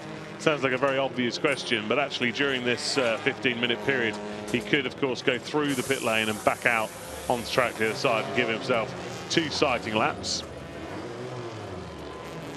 Mikael Askiner is now obviously going to be thinking very, very carefully about his procedure for this race. A decent result taken away from him. That could have been a 2nd podium. Looking at the way the race played out, that could have been a 2nd podium, and that would put him right up there with the Mullers and Bjorks. Now he's a few points behind them, so he's got some gains to make. But if I was Mikael Askiner, I would change nothing. Just keep doing what he's doing. I think that's one of the guys from Come To You in the engine bay trying to help out. Do you know it is? Which just shows you the level of cooperation between the Seats, or Cupras as we should say now. That's a very Three Musketeers attitude, isn't it? But I have to say, at 3 minutes 45 to the pit lane closes, it's starting to look more and more likely that for poor Mikael Askiner, he'll be starting from the pit lane. So difficult situation with his radiator issues. That's what put him out of the race. One of the few drivers who didn't retire from the race due to contact. Jean Carbonet in front of Nick Katzberg as they battle away for position. In the next race, it's going to be a very interesting one. Benet actually made some good moves, but was compromised by damage.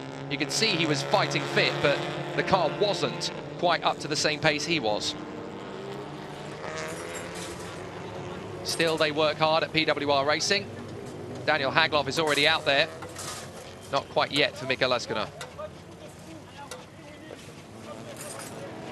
I would be telling Miguel to get out of the way and get himself in the car. There's nothing he can do to help. You get a saturation point on a car where there's just too many hands and feet in the way. I sense his frustration. He wants to be helpful, that's why, because he wants to increase the chance of him getting out there, but you're right. You've got to leave it to the mechanics. He's not doing so in doing that. But yeah, no, he's what they're going to do is just, to be honest, just lash that front end up and get him going. 2.5 minutes to go. They can finish it off on the grid, hopefully. But yeah, just got to get it to a point where it'll get round to the grid. Are they going to get Ma Jinghua out there? He's going to start from the back of the grid. He's going to start from the pit lane, essentially. But can they get him out? It's starting to look less and less likely. With the more time that ticks down, the less time they're going to have to get him out, and the tougher and steeper the hill looks to climb. Yeah, it's looking like a pit lane start for those guys. Ma not even in the car yet. Yeah. But, you know, not too much loss there. They're already having to start from the back of the grid anyway. But I have to say, they've done a very good job to get the car this ready this quickly. Yeah, it's starting to look like a car with 4 wheels again, isn't it? It's not quite ready yet, but it's not far off. Mid-autumn day here in China, a day of festivity and celebration. Very appropriate then for Lynk & Co to be doing as well as they are. 2 podium finishes thus far. The PWR Racing team working hard to get their man out onto the circuit again. Mika Laskinen sat in car, that's exactly where he needs to be, ready to go. And he may well be joining Ma Jinghua in the pit lane for the start of the race, if Ma Jinghua gets out there at all, of course. That is the other big question. One thing you have to say for the Chinese, they really do know how to put on a show to entertain the crowd and the paddock. And it wouldn't be the same without them, would it? They really have become part of the identity of the championship nowadays. And I have to say, it's very pleasing to see.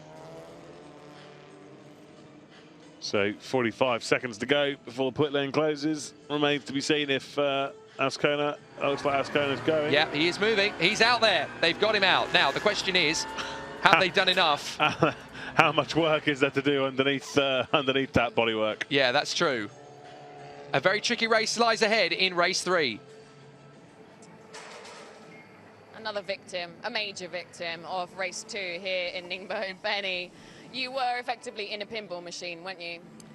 Yeah, I mean, the start of the race was very good. From my side, I did a very good launch. Was running around P10 already, but then one of a sudden around T5, T6 was a big mess, and I was in the middle of the mess.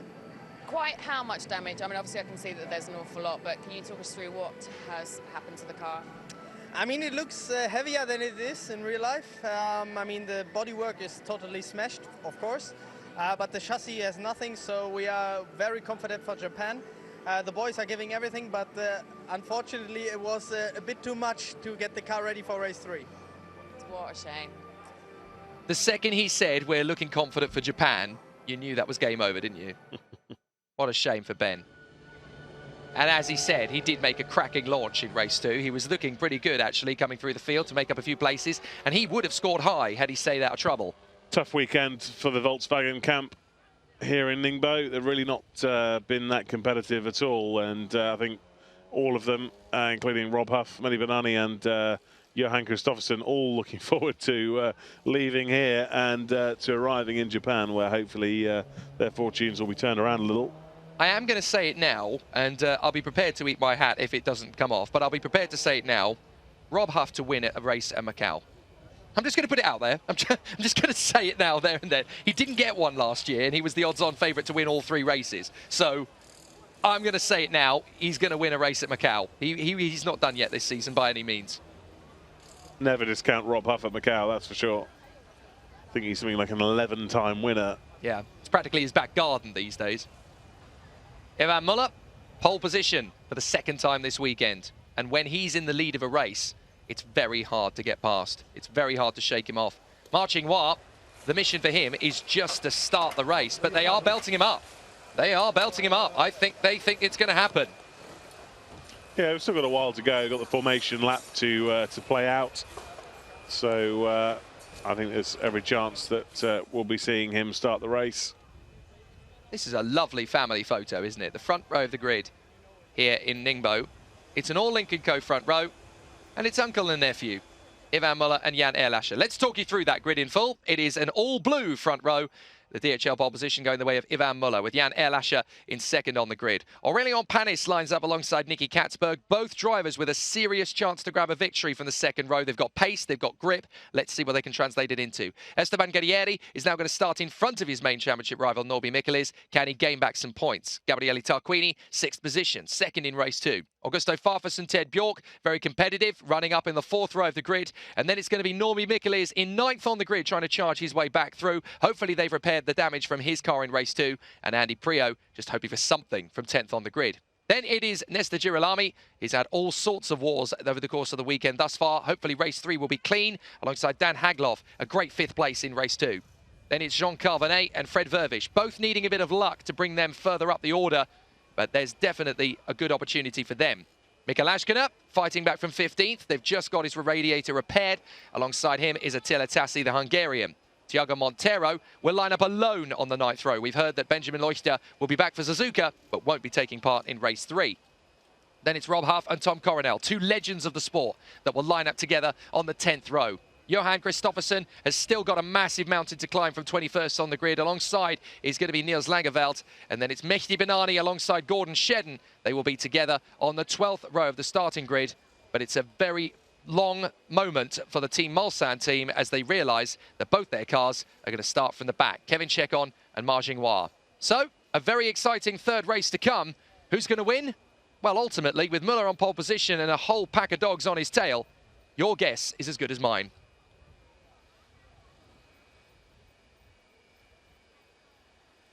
It's going to be a really exciting battle, this one, for Ningbo, the 3rd race of the weekend. Ma Jinghua, they're just trying to get him out at the moment.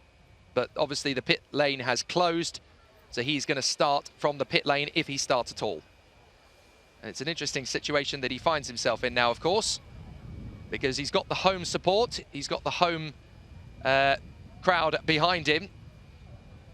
Andy Prio is given a wheel gun, why not? So that we can start this presentation. I love what these cameramen do to hand people these different props. But there's the 3-time world champion, Andy Prio. You have to say, robbed, absolutely robbed of a chance of victory in race 2. Really, really going to struggle from 10th on the start line. Interesting, though, how still both Prio and Norby Michelis maintain that the other man was at fault in their incident. I just find that totally and utterly baffling. Yeah, it was one of those racing incidents. Norbert didn't know that Prio's in trouble and he hit the brakes early. But all academic now. Norbert, thanks to his teammates, managed to win that race and take the maximum points haul. And Ivan Muller will be very much looking to do that from pole in this race. Still work going on the number 5 Michelis car. Obviously some fairly heavy front end damage, and was protected by his teammates at the end of the race. And of course, Michelis and Prio, who had that incident in race 2, have to start on the same row of the grid for race 3. And neither one will want to give either of the other driver the benefit of the doubt or the space into turn 1. So that could end up being pretty spicy. It's all smarts for Michelis at the moment. How long is that going to last? Well, role reversal. He's got to go forward from 9th on the grid. And Ivan Muller managed to get on the podium from 10th on the grid. But I think anything in the top 5 would be a solid result for Norbert Michelis, and that's got to be the aim. Really cannot afford to have a drop score. Much like Esteban Guerrieri has the last 2 races running. He's somebody that needs some points from this race. And we still don't really know what the weather's going to do coming into this one. Ted Bjork is his own prop. Love that.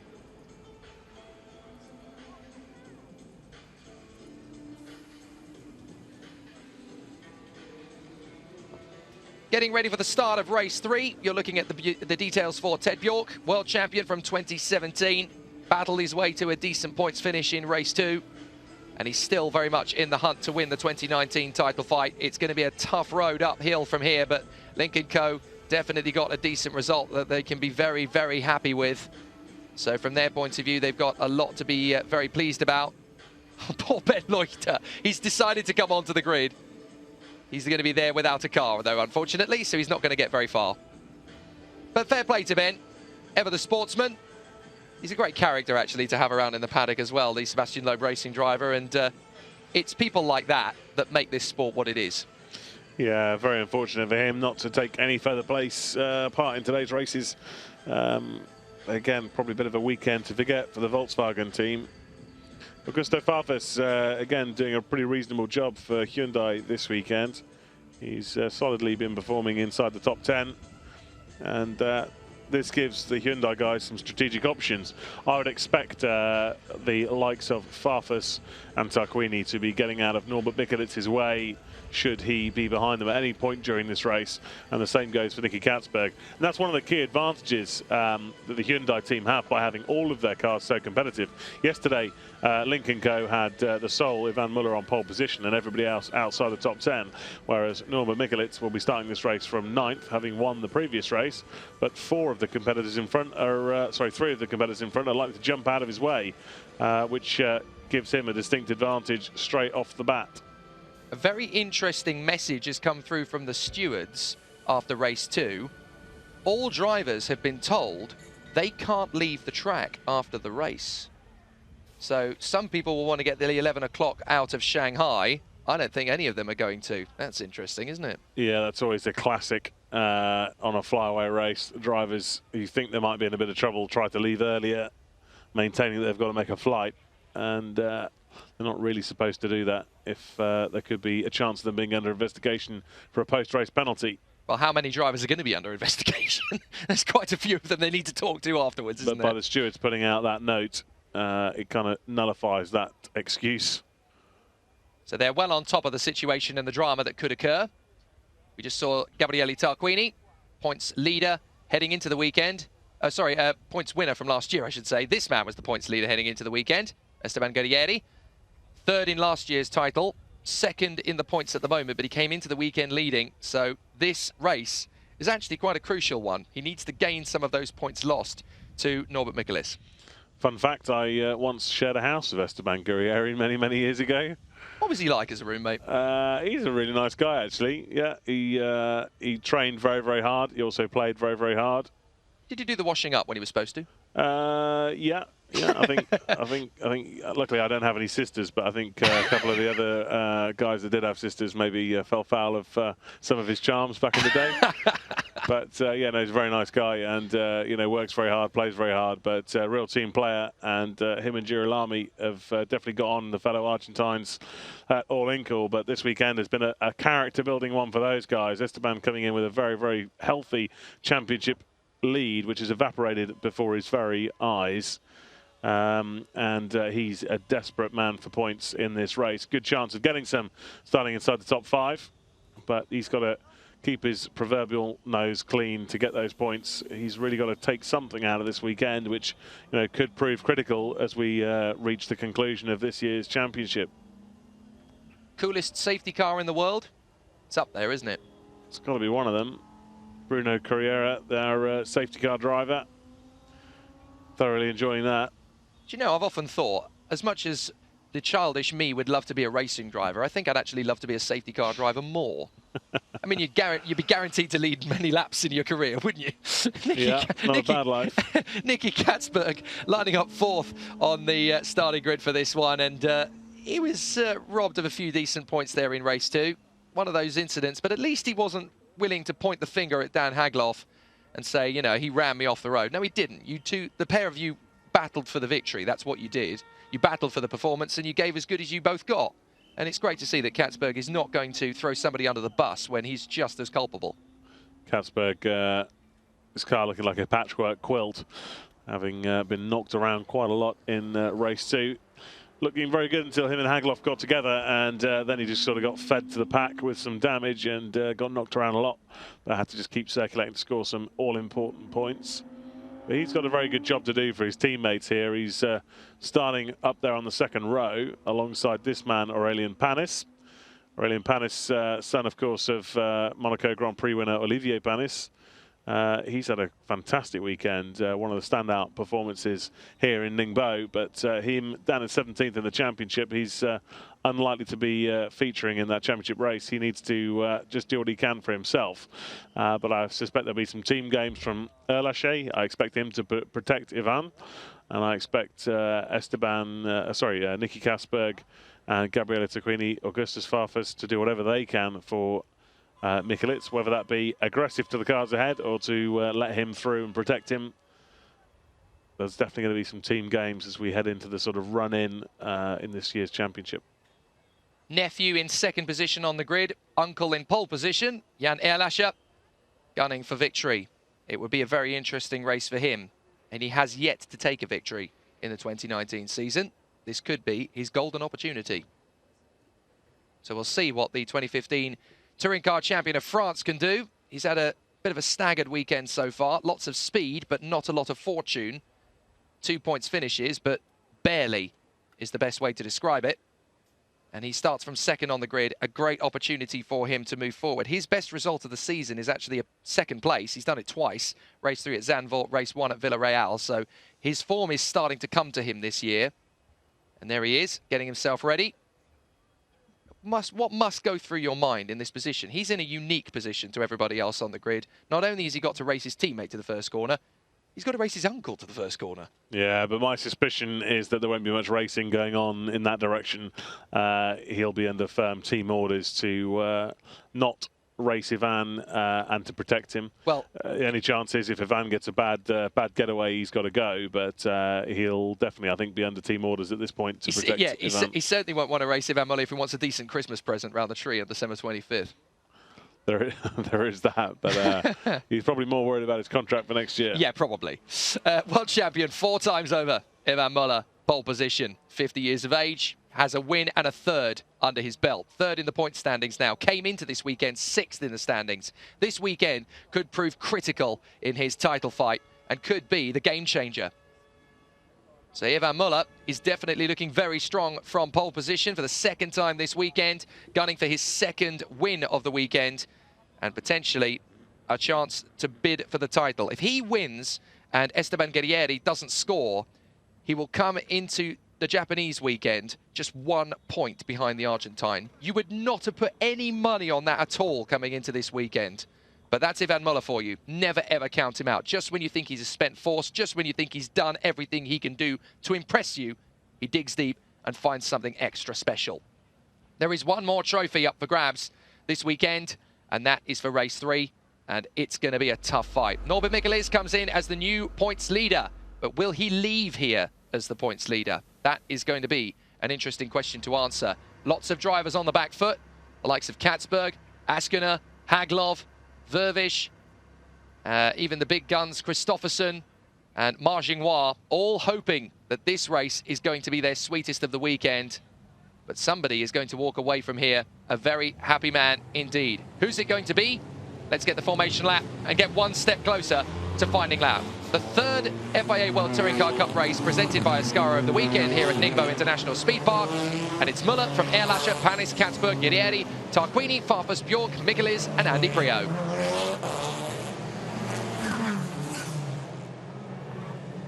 So this is going to be a tough one. We still don't really know if there's going to be any more rain on the circuit in the next few minutes. And we saw what it did to the first lap. It turned it into a bit of a lottery. If it happens again, well, all bets are off. As if the drivers didn't need another reference to what's at stake and the championship in mind. They have to leave the grid departing with that trophy splitting the 2 rows. Well served reminder as we look at our grid for race 3.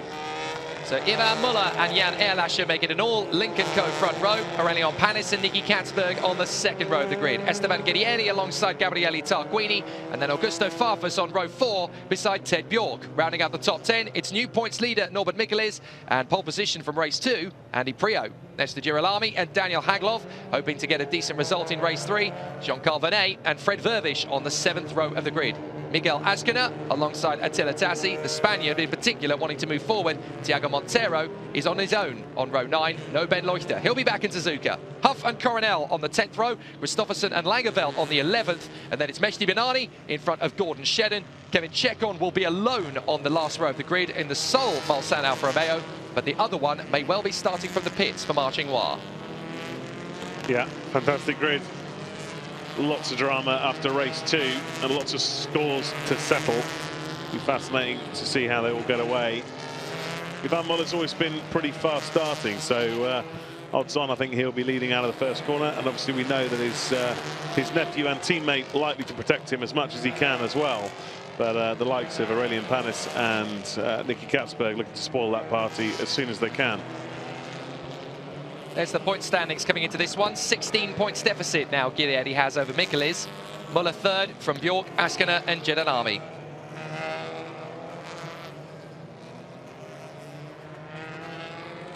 They call this the super grid, and there's no explanation needed as to why. There are some amazing talents on this grid, including up-and-coming stars of the future. But the kings of the sport are here. Ivan Muller, Gabriele Tarquini, Jean-Carl Vernet, Rob Huff, Thiago Montero, Tom Coronel, Andy Priaulx. Big names, as well as the emerging challengers from this year. Esteban Guerrieri and Norman Michelis fighting for the title coming into this weekend. They've still got 3 weekends after this one at Suzuka, Gia in Macau, and of course Sepang in Malaysia. But it's going to be a very busy end to the season as the Asian charge takes over in the FIA World Touring Car Cup presented by Ascaro. There is Marching Noir, sat at the end of the pit lane, ready to go on home soil. All bets are off for him. He'll be charging hard. The third race of the weekend here at Ningbo International Speed Park for the FIA World Touring Car Cup presented by Ascaro. A charge to the first corner for Ivan Muller and his nephew Jan Erlacher from Panis, Katzberg, Guerrieri, Tarquini, Farfus, Bjork, Michelis and Priaulx. Home hero Marching Noir will start from the pit lane. It's going to be an epic race 3 here in China. Jake Stanton and Richard Coleman with you in the commentary box. Alexandre Legui down in the pit lane. And this is what they've come to do battle for. Green flag flies at the back of the grid. Lights will come on and we'll race for one more time here in Ningbo. Wait for it. Game on. Good start from Muller. Immediately a good getaway. Could be a good charge from Panis. He slots in behind Erlacher. No problem at all to the first corner. Azcona trying to move up in the middle of the pack. Guerrieri looks like he's going to lose out to Farfus in the first corner as the Brazilian dives for the inside. The Argentine holds it on the outside line, trying to break through into the top 5 if he can. But he's going to lose out on the outside line unless he can commit to the inside for the next apex. But it's Muller and Erlacher through, no problem. Running slightly wide for Farfus. Guerrieri's got Tarquini to his right. And now the Italian has got through on the braking zone. So Panis holds on in front of Katzberg. Tarquini holds on in front of teammate Farfus, and Guerrieri is in some trouble. Katzberg attacking Panis up the inside line to take the place. Gutsy from the Dutchman, and he gets through in a third. Great aggressive touring car move from Katzberg there to sling it up Priaulx's inside. got a massive Muller. Oh dear. Priaulx's been hit, and we've gone around. Now that is going to be game over for which of the Hyundais was that? Panis and Katzberg still side by side as we hit the full course yellow. All the drivers will have to restrict their speed. Oh, yet again, a big shot for Priaulx, and this time he really is going to be hopping mad, because that's the second race in a row he's been rammed in the back. The first time, you could say, well, that was because Michelis didn't know that Priaulx had a puncture. Seems as though Priaulx didn't know he had a puncture in that condition. Looks like some disagreement between Katzberg and Erlacher, yeah. No, Katzberg and Panis there as to who was ahead when the full course yellow came out. We go to a safety car scenario now, but those two were both sort of hedging each other with Katzberg taking the initiative, but I think they're both arguing over who was actually ahead when the full course yellow came out. Well, it's Michelis. It's Michelis who rammed the back of Priaulx. You could not write it. You could not write it. I don't mean to laugh, but that's the man who's just taken the lead of the point standings, and he's rammed the back of the man who he rammed the back of in race 2. Lightning strikes twice, and this time there could be a war. I think we had contact with Daniel Hagloff off our screens as well. He's disappeared, slow moving right at the back of the field. Well, now there was some disagreements before in race 2. This time, I don't think anybody's even going to want to share the same plane as those two. No. Michaelis is going to be bitterly angry. Prio is going to be angrier. So it's the worst case scenario for those two. Certainly is. So Jean-Carl Vernet and Daniel Hagloff look like they got together somewhere on that opening lap. I'm not sure if they've managed to make it back round. Recovery vehicle out in turn 1, as you can see, which I think is where the incident happened. I think it's a little further round than that, so I would imagine that somebody else has pulled off then. Maybe Jean-Carl Vernet. He doesn't seem to have come round recently. Yeah, Vernet and Hagloff, I think, got together on that opening lap. Oh, yeah, that's who they're pulling out. There it is, Vernet. So we didn't see that one, annoyingly. But Vernet is out of it, and that's why he's being pulled away from the scene of the accident. Well hidden by the recovery truck, unfortunately, from that camera angle. But, well, it's a bit of weekend for Vernet. He did get a few points, but that's pretty much a damper on things. Now, Norbert Michaelis is back in the pits, and it's pretty much exactly the same part of the car that's getting treatment. Disaster for him as well, championship-wise. Obviously starting 9th with all of his teammates ahead of him.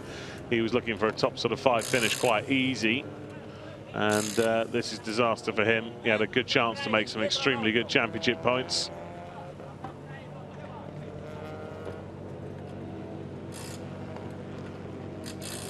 And he's never going to get a better opportunity. He's never going to get a better opportunity to win the title than this one.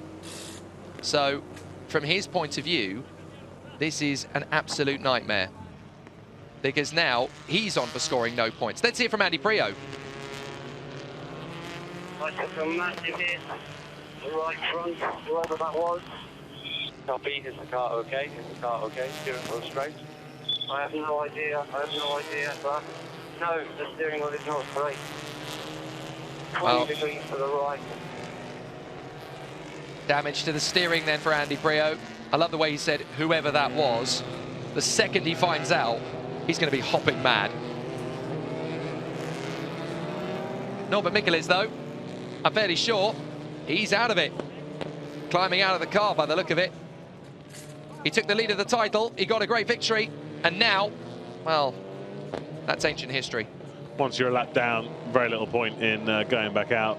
Chances of scoring points are 0.1%, I would have thought, at that point of the race. But big disappointment for him. Like I said, ideal positioning for starting 9th with all of his teammates ahead of him. You know, he would have been very well supported to get some good points there for the championship. And now he's got his rival Guerrieri still in the points, and of course Ivan Muller leading this race with an excellent rear gunner in his nephew Jan Erlacher. I mean, I talked it up as a possible pressure point with him starting alongside Prio, but I never actually expected they would get into anything. That's what happened in the first quarter. We didn't see Vervish trying to get up the inside of both men. He tried to sandwich them basically into the first corner, and he ended up spitting them into each other. So Hagloff and Vernet sadly out of the race on the spot. And devastating. We didn't really see that, unfortunately, because we were so busy watching the leaders. No, I just saw Hagloff very, very slowly coming through turn 1 and looked at the timing screens to see that he'd not made the second sector. And Askiner in the pits as well. Now, I didn't see what happened to him, but Askiner in dire straits. Now, he has dropped down the order, obviously out of the points. Michaelis out of the car. The mechanics are working on it. I assume he'll get back in the car if they can fix it, but what's the point? At this stage, what is the point? You're just using up valuable engine miles. Obviously, these cars are restricted on how many engines they can use throughout the season. I wouldn't have thought there's any point in Norby regaining any kind of track position on this race. Nice on board with the safety car. Yeah, these days, I would quite happily trade places with one of these guys, to be honest. I used to be the kid who wanted to be the racing driver. Now, I've got a much more, a greater fascination for what these guys do. But this is an interesting one. Jan Erlacher, what's he got to say? Okay, so just to be clear, you think it was both Katzenberg and Tarquini hit you at T10, one each side? Yeah, out of T10. Gabriel didn't saw the safety car, and he overtook Panis and Katzenberg, and he hit me, and he hit Katzenberg as well. Yeah, okay, copy that. Well, that's fascinating. So Jan Erlacher reporting that he got hit. So he's in second position. He's where he started, but he's saying, well, at the start, I got hit by Tarquini, and then I think he said he got nudged by Katzberg as well. So that's an interesting one as we're under safety car here. Let's watch the start again. So Erlacher slots in behind Muller, no problem. If we look back in the pack, we're going to see a car get spat out. There it happens. You just saw it. Guerrieri going around the outside of Katzberg. Look, he's nudged his teammate there. And that's what happened to Vernet and Hagloff. Hagloff getting out of it, although retiring shortly after. This is from Fred Vervish. Let's watch what happens. Yeah, so Hagloff away a lot slower than Vervish. And I think that's Tassi as well. That's Guerrieri, sorry. So Guerrieri got involved in it. Was so lucky there, so lucky. So Guerrieri just about survives it. Now this is on board with Ashkener. This is what happened to him. Problems for Michelis, and he's just trying to avoid it. Vervish goes off again, bangs wheels with Prio. So why did Ashkener pit in then? He must have had another incident further round, because he didn't actually take any contact there. This man did though, for the second race in a row, colliding with Prio, and he's bitterly disappointed. But I'm sorry, Norby, you hit him really, from what I could see. Certainly looked that way. I mean, there may be another explanation. Maybe he was pushed into Prio. That could be the ultimate argument. We haven't really seen his onboard or the outer side of the replay to see that. Safety car in this lap will be getting away again. Race distance increases 2 laps for this safety car allowance. So it's going to be Müller, Erlascher and Katzberg, Panis, Tarquini and Farfus. Guerrieri is in 8th place, and his main title rival is out. Oh, how the roles are reversed 24 minutes or so later.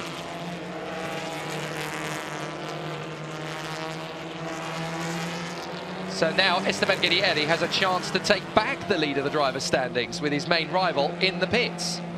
And it's an incredible role reversal for the Argentine.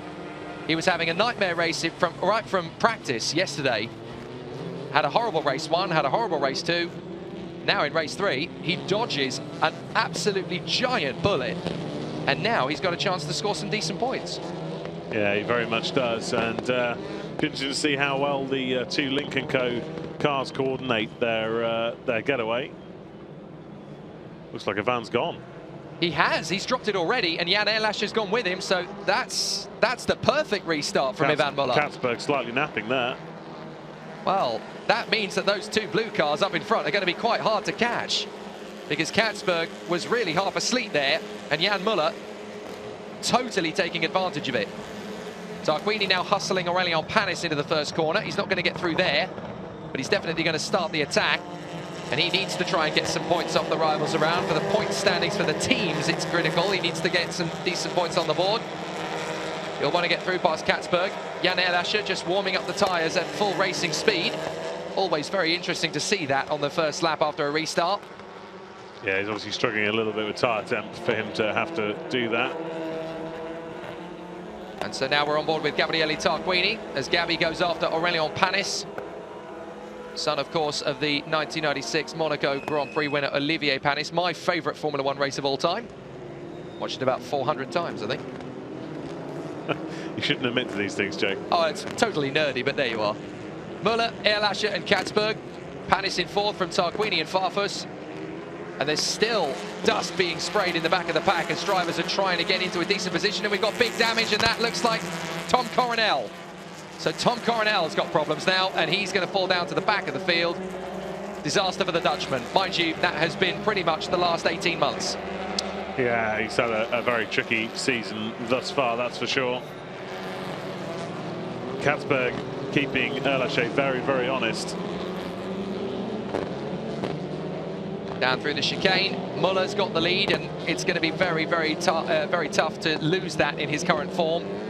Erlascher still running well in 2nd place. Katzberg and Panis are stepping up the attack a little bit there in 3rd and 4th.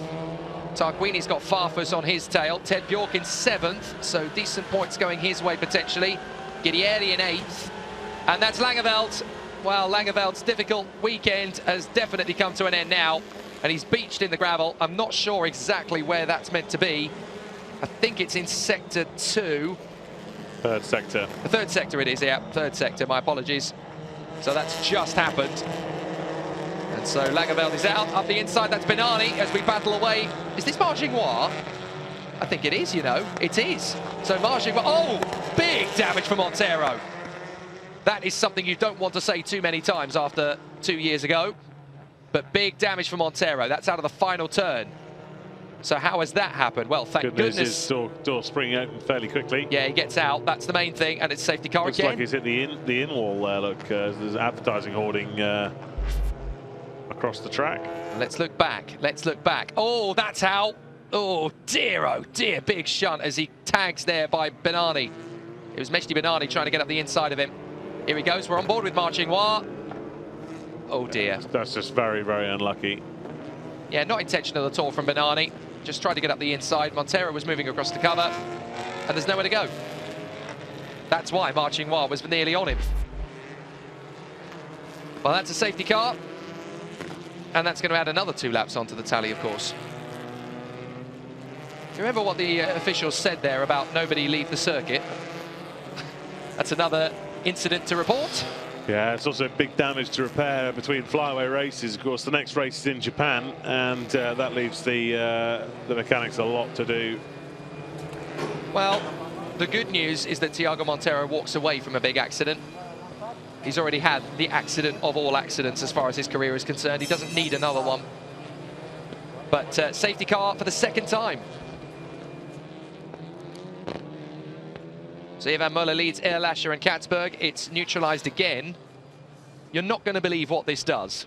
Marching Noir is now 15th. That's just from where he was. That's a bit of a reward for the guys as well that managed to get that car turned around. He was asking for magic. He's got a miracle. He's going to get points if he stays where he is. I imagine poor old Thiago Montero likely to have to go and have a quick visit to the medical centre just for a bit of a final check over. See, this is on board with Benani. He's got a good run, but Montero's pulled across. Yeah, very, very unlucky. There's not really anyone at fault there. It's just unfortunate that Montero's come to a halt there against a very, very solid concrete wall on the infield. Yep. But yeah, I don't think anyone was really at fault there. It's just one of those things. Total racing incident. What it does mean, though, with Marching Noir now up to 14th, actually, and Checon up to 15th. The 2 Mulsanne Alfa Romeos started this race from the back of the grid, 25th and 26th. They're now in the points. Man, I love WTCR. Yeah. It just throws such an underdog story right up the order. And Guilherme has stopped. Guilherme has stopped, so no points for the championship contenders. What a weekend for those guys. Well, that is absolutely shocking. You've just parked the car somewhere, yeah? You're just going to stay there, are you?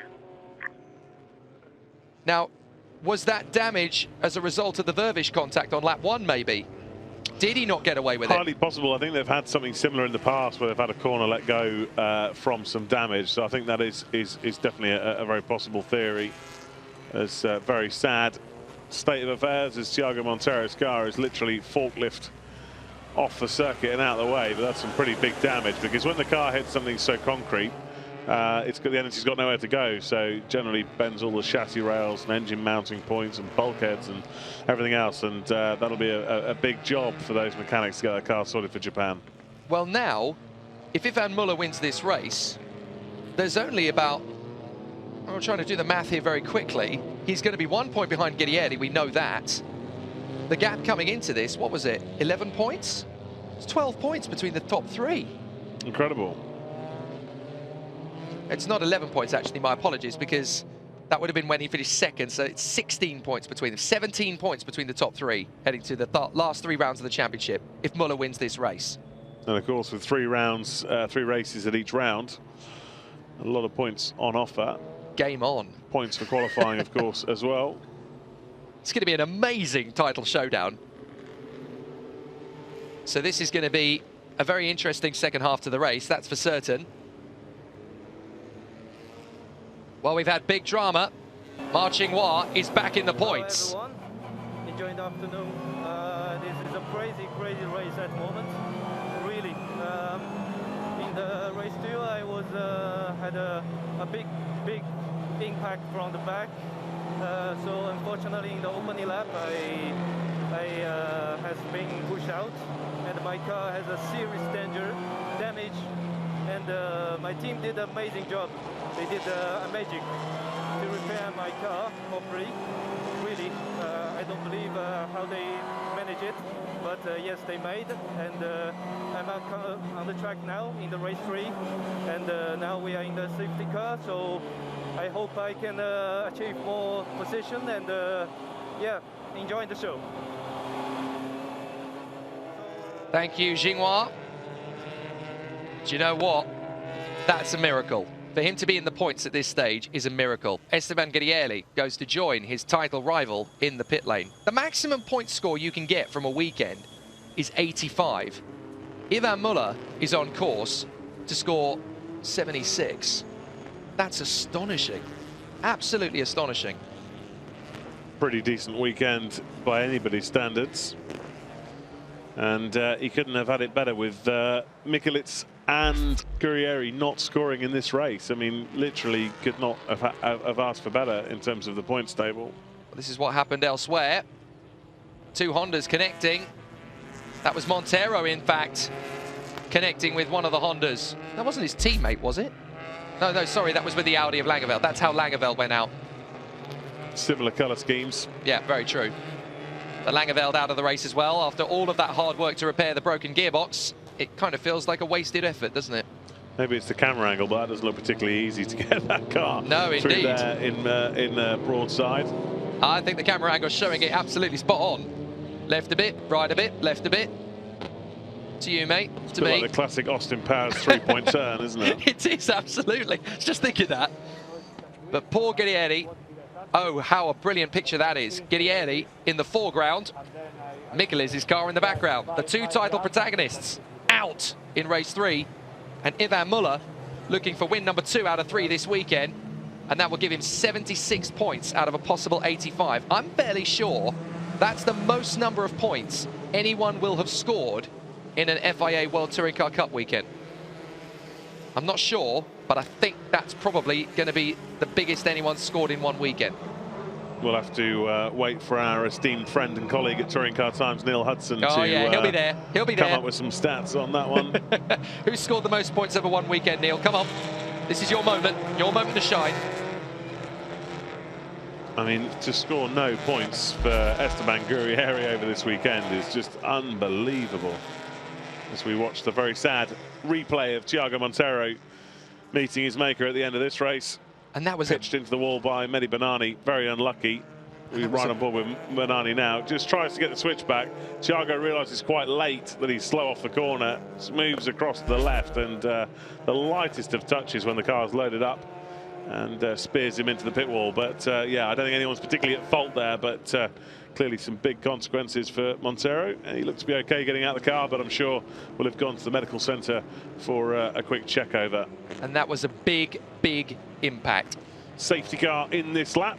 Looking forward to getting back for the second half of this race under green flag conditions. How many cars are still running, you ask? 17. Unbelievable. Absolutely incredible. The attrition in these two races. They've been two of the spiciest races I've ever seen in China.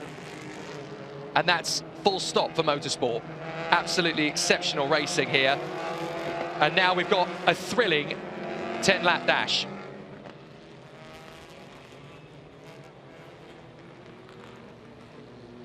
Jean Carbonet, one of many drivers sat on the sidelines. 2 thumbs up, at least I'm okay, as there's so much attrition in this race. The retirements are Guerrieri, Montero. Okay. Safety car is in this lap. Safety car in this lap. Be ready to restart.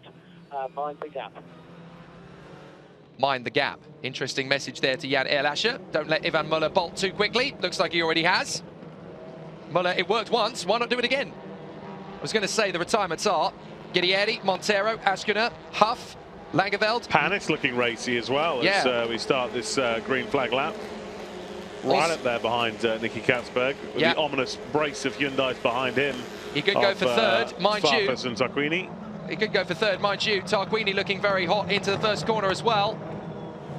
A massive raft of retirements, but we've got no time to talk about it because now we've got this battle for third. Panis all over Katzberg and Tarquini waiting in the wings. We're on lap 10 of 18, 9 to go. Here goes Panis. He's going to bolt for the inside of Katzberg. Launches. Katzberg holds him, resists. There's a gap opening for Tarquini. Can he get through? Can he get through? Wheel to wheel. Squeezing Panis to our left. Panis is keeping it honest round the outside, though. Fantastic racing. Cabrera's going to be on the outside for this corner, though. Oh, he's going to nudge Katzberg. Katzberg's going to overshoot. And through past all of them is going to be the other Hyundai, because Tarquini ran wide as well. So that's going to be Farfus. Farfus into third. And damage for Katzberg. So Katzberg's out of it by the look of it. He's got big damage after that little nudge. He must have got hit very hard. I was so busy watching the Hyundais of Farfus and Tarquini. I actually missed what happened with Katzberg. Yeah, he got nudged. He got nudged into the braking zone. So I think that would have broken the left rear quarter. Ted Bjork in fifth now. Drive-through penalty for car 25. And further investigation. That is going to be Mehdi Benani. So that's going to be for the incident with him and Montero. I think he's unlucky there, if I'm honest. Well, that's a Volkswagen in trouble. Mehdi Benani with a drive-through penalty. Ivan Muller, though, no problems at all. Right into the title fight. Farfus up to third. Fourth is Tarquini. Fifth is Ted Bjork. And in sixth place now, Aurelian Panis. Incident between cars 10 and 18. That is Niels Langeveld and Thiago Montero. That's going to be investigated after the race. Vervish lining up Girolami into turn one. He got a good run off the last corner, but doesn't quite have the brakes. Well, Girolami pulled across at the right moment to stop him going down on the inside. Lap one incident will be investigated after the race, we're told. That's why nobody's going to leave the circuit straight away. Muller, Erlascher, Farfus, Tarquini and Bjork is your top five at the moment. Then it is Panis from Girolami, Vervish. Benani is ninth, but he's going to get a drive-through. That's going to give it to Andy Prio. And now I think we've only got maybe 16 runners essentially running in the race. Katzberg with big damage, so he's out of it. So it looks as though anybody who finishes at this rate is going to get a point. There's the Girolami still covering Vervish. And then we've got Andy Prio making progress through the field as well. He's made a place or two by the look of it. He's got past Benani, but then of course Benani's got to make a drive-through penalty anyway. Girolami holding on in front of Vervish again. For seventh position this battle. He runs wide. There's somebody off in front. I think that was Aurelian Panis just drifting slightly wide. Girolami trying to hold on to it so that Munich Motorsport can score some points from today. They didn't score any in race two. Guerrieri's already out. They're about to lose the lead of the title standings in the teams battle. Yeah, difficult weekend for the entire team. It's not just Guerrieri's side of the garage that's had a bad one. Puncture for Katzberg. That's why he's out. Now, was that caused by the contact, or did that happen first? Here he comes down the straight. Look, he's suddenly gone on the brakes. Was that a similar incident to what we saw between Prio and Michelis in race two? Did he have a puncture, slam on the brakes to get through, and then just get hit? It looks that way because he slowed immediately after. So, yeah, I would say that's a pretty credible theory.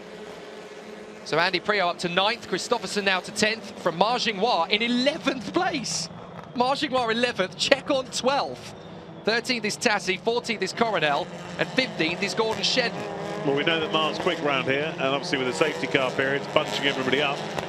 And I helped him out too. Team radio for Muller. Can we increase the pace a little bit? Yep.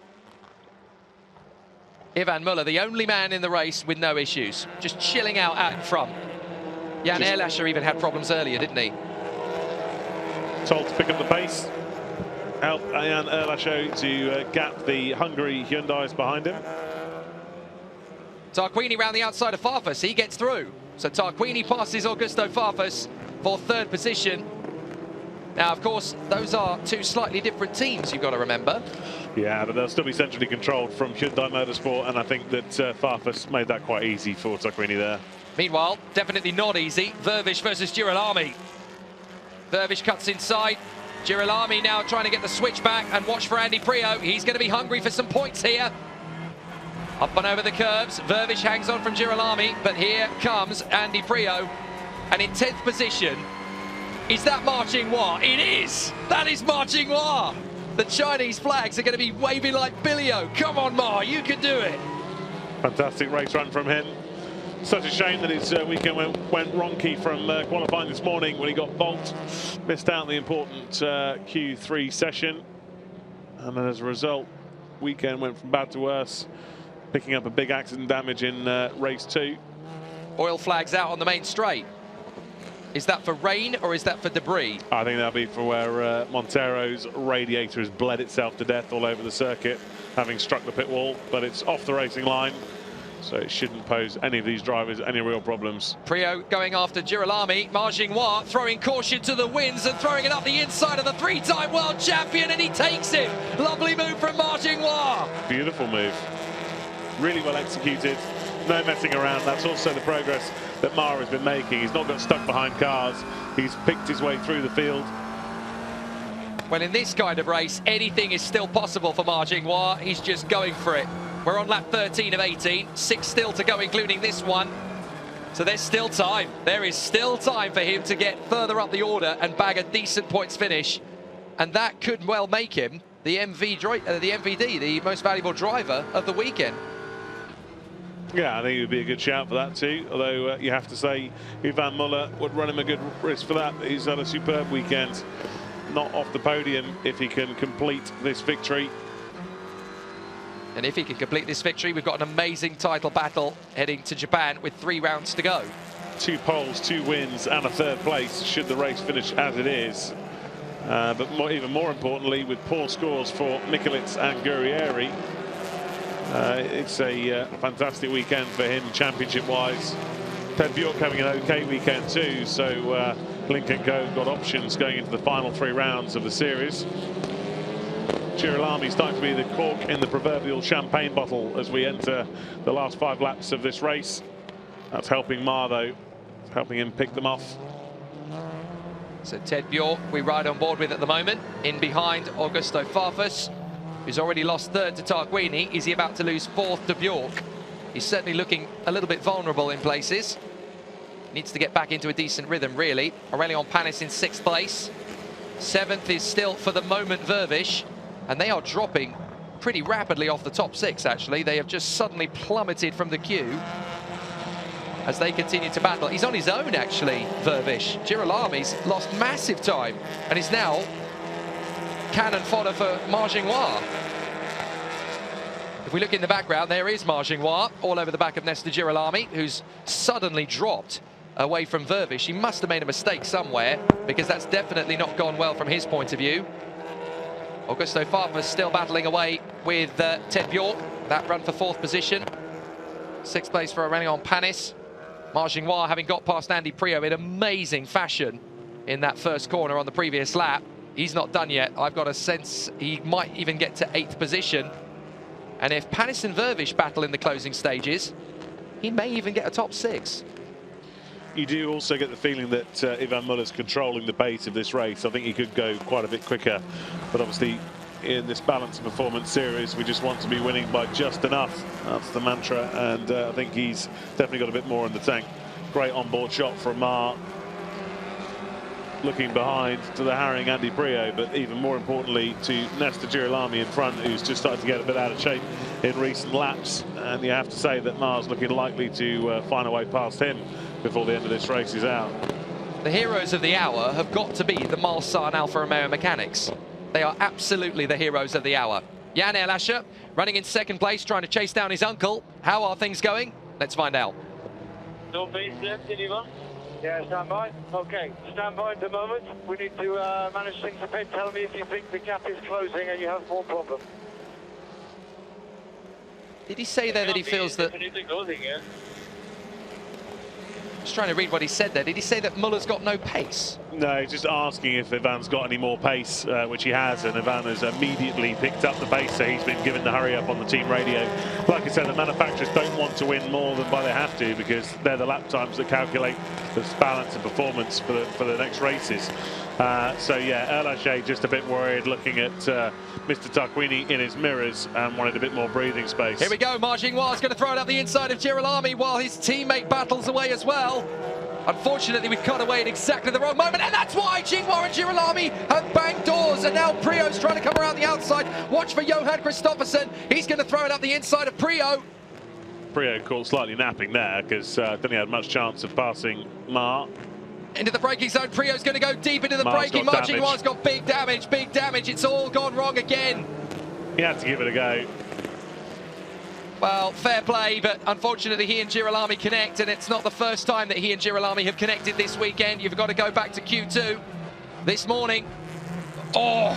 That's Prio's fault. Prio closed the door then. He started moving more towards the racing line and then came back. Well, Chekon managed to get through Kristoffersson as a result. Kristoffersson trying to pass Prio, and Prio not backing down. Chekon gets through past both of them. And watch out for Tassi, because Tassi is right in there as well, with Tom Coronel, who's suddenly found some speed. This is proper TCR racing now. Some very gutsy, determined driving from Johan Kristoffersson to try and get back through on the inside of Kevin Chekon off the hairpin, but he's not been able to find the speed, momentum, or the gap. And these are for the last few points, of course. Chekon in 9th, Kristoffersson 10th from Prio, Tassi, and Coronel. Margingois 14th. But if he can just bring it home, at least he's got a couple of points out of it. Banani's 15th, Shedden 16th, and they're the only runners still in the race. Katzberg out of it. So Margingois is now essentially just trying to bring it home because he might well still get a point.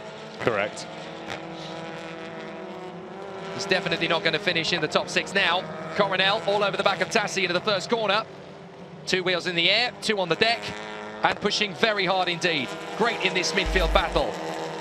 Let's have a look at a replay. This is on board with Margingois. We've tried to make the move. Girolami has resisted, and they've both ended up off. It's going to be hard to tell who's at fault there. Prio trying to go around the long way, and that's what compromised him.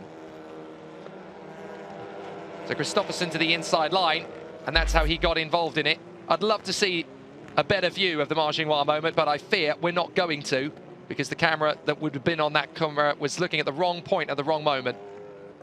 But it's all over for Margingois' challenge for the top 6. You can see the damage left from the wheel bashing with Nestor Girolami. Again, we've had Michelis and Prio have 2 incidents, and now we've had Girolami and Mar have 2 incidents. I think those 4 are going to be the most populous members of the steward's office later. They're going to be there for a while. Yeah, I think Banani will get past Mar at some point, but it should still allow Mar to perhaps get a point. The only person left to overtake him then is Shedden, and he's got some handling problems by the look of it. So Shedden having all sorts of difficulties. He's about 0.6 of a second off in the first split alone, so definitely something wrong with Shedden's car there. Even though he's been off the pace this weekend, he hasn't been that far off the pace this weekend. So Muller, Erlascher, Tarquini. That's not a bad podium. That's going to be a very happy one. Farfus in 4th, Ted Bjork in 5th. So Bjork is going to up the ante now into the closing stages. We're on the penultimate lap. So now it's game on in the midfield, and it's game on for 5th position as well. Tassi going to try and make a run on Andy Prio. Johan Kristoffersson has left the 3-time world champion for dead, and he's now going after Kevin Chekon. He senses he can salvage something from this weekend. We're on board with Kristoffersson on a replay. This is him versus Chekon. Chekon moving to cover.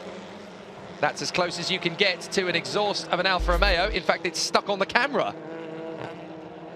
That's going to be an interesting thing to take off at the end, unless it's fallen off. Certainly something from Chekon's car stuck on the front camera of Kristoffersson now, or at least for a time being. Erlascher just closing up on Muller. And again, this balance of power is going to be a very interesting factor for how much Muller wins to Erlascher. So from Tarquini's point of view, push, go for it. Yeah, you feel the Lincoln car very much controlling the pace of this race, going just as fast as they need to and not any more. But if they play that game too well, Tarquini will be more than happy to throw it at the inside of Erlascher. He's got no real championship position to protect. And I'm afraid Margingois is in the pits. So that is game over. What a shame. It was an amazing job from the Marsan Alfa Romeo mechanics. They're the heroes of the day for me. But unfortunately, it came to nothing. He had to get stuck in, but it wasn't to be.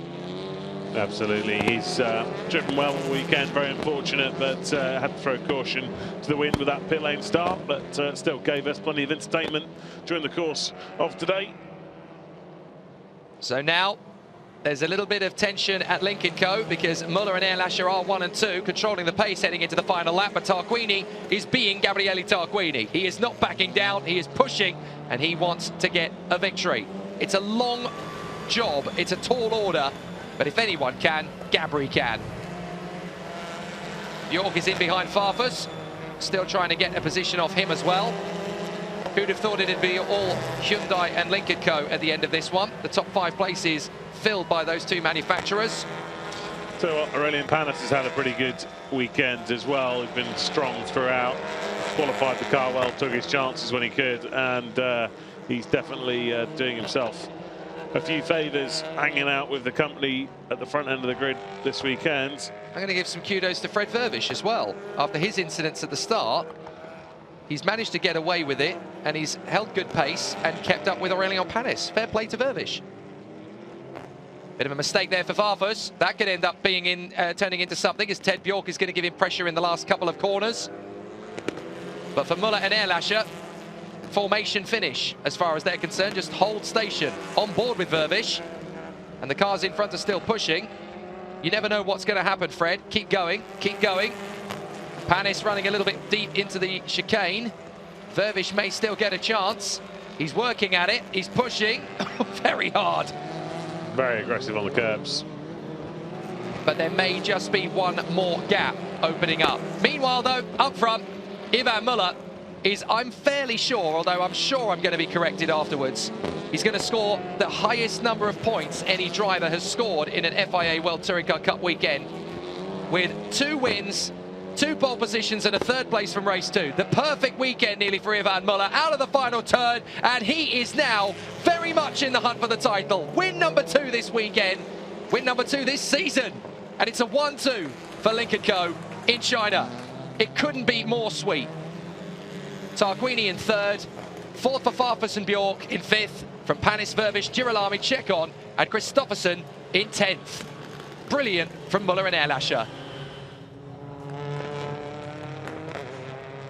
Joy and delight for Lynk & Co, and I have a feeling over the radio you're going to hear euphoria from Ivan Muller. He will know that Guerrieri and Michelis both retired from that race. He scored the maximum 25 points, and he's just 1 behind Guerrieri. If you'd have told him coming into this weekend, you're going to leave Ningbo 1 point behind Guerrieri in the point standings, he'd have eaten your hand. He'd have said, no way, no way.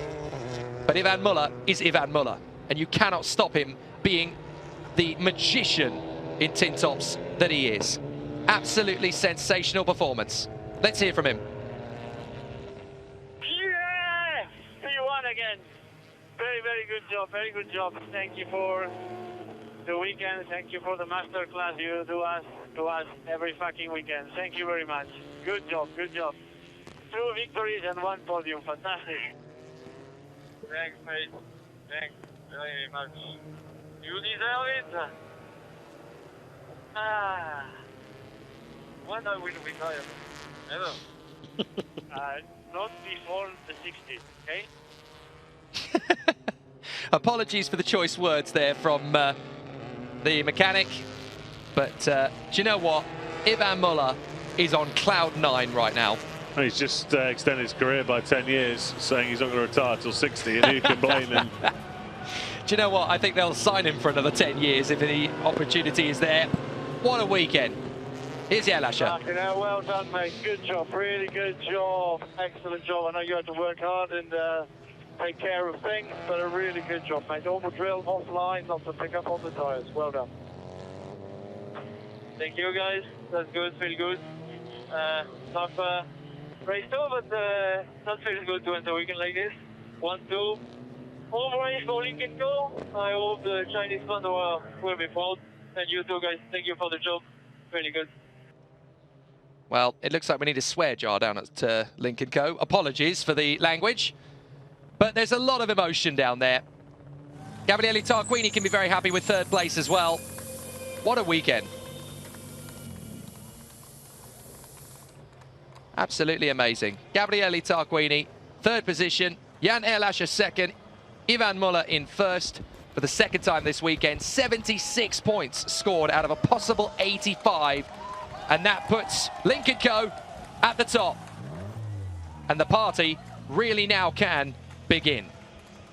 Certainly can. And you're absolutely right. This is the highest point score of any individual driver in the WTCR era. So kudos to you for that, pointing that one out. So the nearest one to that was Michelis, who managed to get a 66-point haul, and the 76 points that Ivan will take home easily eclipses that. I think the other theme to watch out for is it's not beyond reason that Mikelic could get some form of penalty for the incident with Prio in race 2. So whilst he has a 16-point advantage over Guerrieri and a 17-point advantage over this man, Ivan Muller, that could be slashed again further should he pick up a penalty. Not just for race 2, race 3 as well. So he could end up arriving in Japan with a grid penalty. This is an absolutely incredible scene. We've had a few weeks since Villarreal. We come to Ningbo expecting a reasonable weekend of entertainment. What we've got is a nail-biter for the last 3 weekends. Big hug with Ron Hartfelt, CEO of Cyan.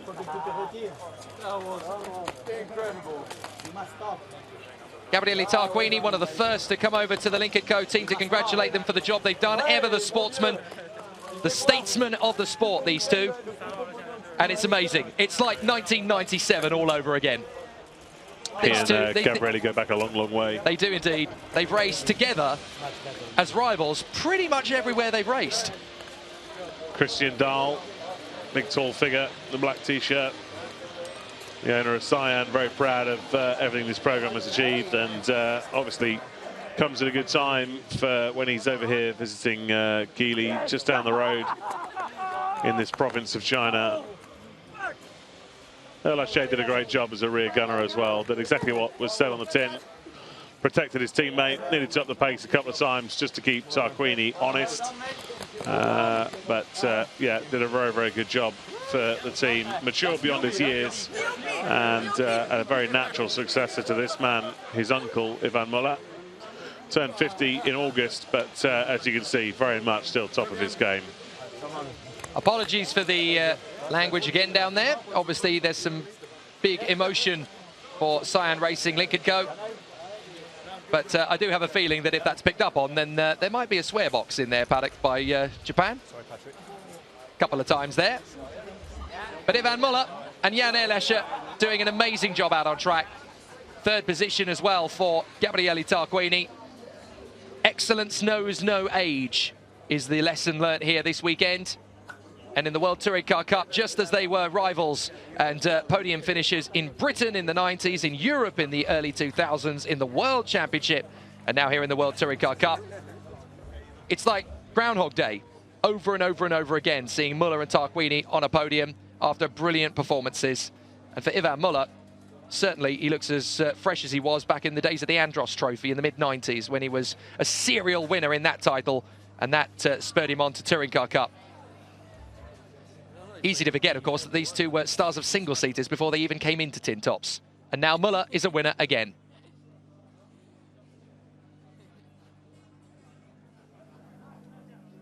Well, Frederick Varlin in FP2 said to me, this weekend we will win.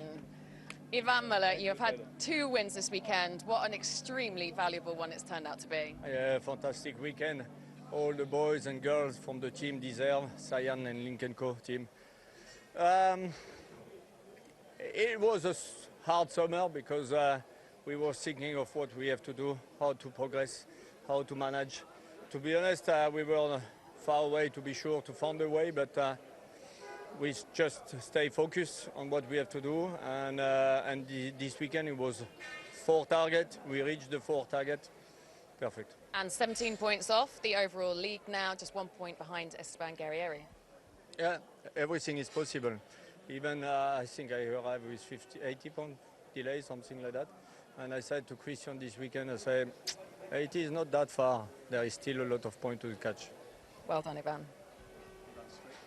How he's transformed his situation coming into this weekend to how he leaves it is quite remarkable, even for Ivan Muller. Here's the result. Muller from Erlescher by 0.4 of a second. Gabriele Tarquini third from Augusta Farfus and Ted Bjork. Aurelian Panis and Vervish doing a fantastic job there to hang with them just outside the top 5. Nestor Girolami in 8th place, bumping and boring his way to the position, with Kevin Shekon in a fantastic 9th from dead last in the starting grid, and Christopherson in 10th position. Prio 11th to Tom Coronel. The final point scorers are Tassi, Banani and Shedden. And yet again, for the second race in a row, they're the only finishers. Ma is 16th despite his fight back. Katzberg out, Guerrieri out, Montero, Aschgener, Huff all out, Langeveld, and then Michelis, Haglov, Vernet, and Leuchter. Very dramatic stuff and incredibly exciting to watch. But what it sets up for the remainder of the season is an absolute nail-biter. Look at that. 17 points covers the top three. Michelis, Guerrieri, and Muller are now the three men locked in mortal combat for the title fight. Ted Bjork in 4th position. Aschgener still in the top 5, but only a point or 2 in front of Girolami. This was an opportunity for Ma Jinghua to gain big points. Instead, he drops out of the top 10. And it's devastating for him on home soil. But what an amazing weekend it has been. And now Bennani and Shedden are actually tying for the bottom rung of the ladder. 25th position, 32 points apiece. They both scored this weekend, but now they are fighting not to be the one who bookends the field. What an amazing weekend it's been, though. We've had 3 stellar races. Yesterday's quite tame, but very much a good one in terms of strategy, in terms of the BOP, and in terms of good racecraft and strategy. Today, well, there's only one word for it: pandemonium. It's been an enthralling weekend with so many different themes and offshoots. One of the best weekends for a while in WTCR. Just absolutely top action all the way through. And I think part of that is the narrative of the championship fight, which is now shaping up nicely, and everyone having to play the team game for certain points. This man, for example, playing second fiddle despite being the reigning champion. He's so far off in the points. He's playing the team game for his teammate, Norbert Michelis. Lachey, again, a great tail gunner for Ivan Muller. And it's all these little subplots of intrigue that are really making it such interesting viewing, despite all the action and the crashes and the overtakes. It's been such a great weekend on all levels, really. There are many people here this weekend with missed opportunities, but let's talk you through what happened in race 3. Drama aplenty here today in both race 2 and race 3. But right from the get-go, there was a bit of a nail-biter. As we saw, stage left, an exit for Jean Carvenet and Daniel Haglov. They got spat out in the midfield. Exit, stage left. Verbic diving up the inside, pitching them into the gravel trap. And both races ended there and then. Haglov only managing to continue a few more meters. Then a big dive from Katzberg on the inside of Panis. And then yet again, Michelis and Priaulx make contact for the second race in a row. Both men struggling. Priaulx to the finish, Michelis out of the race. And then, of course, we had our safety car period with a couple of drivers arguing over which position they were actually meant to be in. That could have ramifications after the race. More contact later as Montero connected with Langeveld, the Dutchman, out of the race. And then Montero connecting with Bennani, the Moroccan getting a drive-through penalty, and Montero's race ending in pieces. Another view of it as Montero exits stage left with an almighty thud. Fortunately, he is okay. The car is not. Then Katzberg out of the race with a puncher. Panis, Tarquini, all compromised initially. And then Farfus able to get out of the way. And then the fight back from Ma Jinghua ended after connecting with Nestor Girolami. And damage ending the Chinese driver's fantastic fight back. Up in front though, business as usual for Ivan Muller. He wins from Jan Erlacher, and he's now only 1 point behind Guerrieri in the title fight. 17 points cover the top 3 drivers with 3 weekends to go. It's an absolute rout for Lynk & Co on home soil. 1 and 2 for Muller and Erlacher, but there's a long way to go in the title fight. 9 races still left this season, and that really does set us up with an absolutely sensational battle. And as we've already mentioned, the maximum points that are available over the course of a weekend is 85. And let's be fair, Ivan Muller was only 9 points off that today. 255 points still available. It's game on. Ladies and gentlemen, welcome to the 3rd and final podium of the FIA World Touring Car Cup by Oscaro here at Ningbo International Speedway. Please welcome onto the podium from BRC Hyundai N Squadra Corse, it's Gabriele Tarquini. So Tarquini gets another podium, his 2nd of the weekend, and a very important one. Absolutely spectacular from his point of view. Cyan Performance, Lynk & Co in 2nd position, it's Jan Erlacher. So El Haché with the podium, his third of the season. Listen to the roar. He has so played the team game today, and that's a big one for him. And your winner from Cyan Racing Lincoln Co., it's Ivan Muller. The most amount of points scored in one weekend, 76 out of a possible 85. And he is now 1 point behind Esteban Guerrieri in the point standings. This will be the platform for Ivan's title hunt for sure. By the Vice President of Geely Group, Victor Yang. It's amazing. We're going to have an amazing 3 weekends of the year. We're going to have the Hunter, the Hunted, and the Legend. Anthem for both I think this is the energy he needed to make it happen.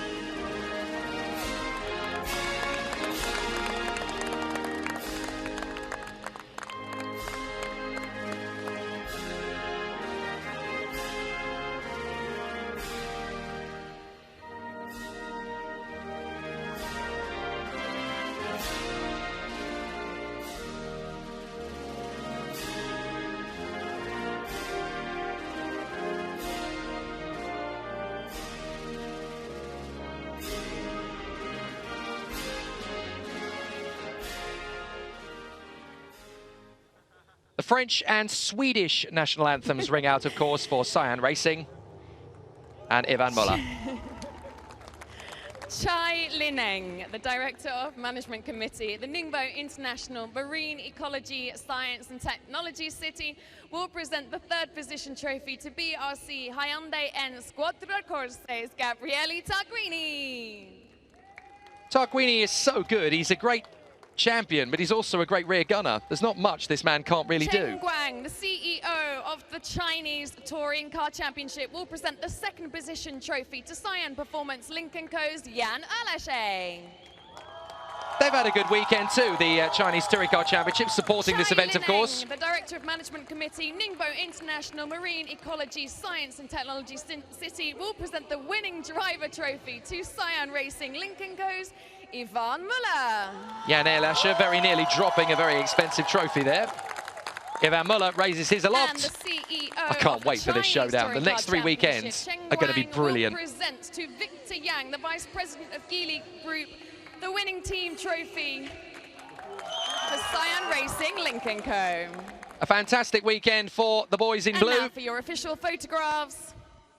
And we've got 3 incredible weekends to come from Suzuka, Macau, and Sepang. This is going to go right down to the wire. You can just feel it. There are 3 drivers in this. Norbert Michelis, Esteban Guerrieri, and now Ivan Muller. And when you've got Ivan Muller in a title hunt, be afraid. Be very afraid. And if it's not premature already, grab your bottles. Champagne. Massive thanks to Alexandra Legui for her hard work all weekend. Brilliant to see an amazing weekend of battles. A massive thank you to you, Richard Coleman. From me, Jake Sanson, we've had an amazing one here at Ningbo. We can't wait for Suzuka.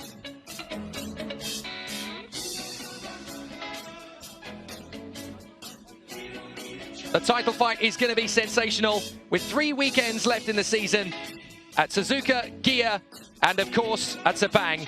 There's now 3 men in the title fight. Ivan Muller scores the most points anyone's ever scored in an FIA World Touring Car Cup weekend.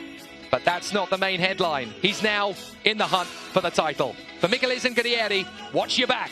Ivan Muller is on the warpath. I'm Jake Sanson. On behalf of all of us here, thank you very much for watching. See you next time.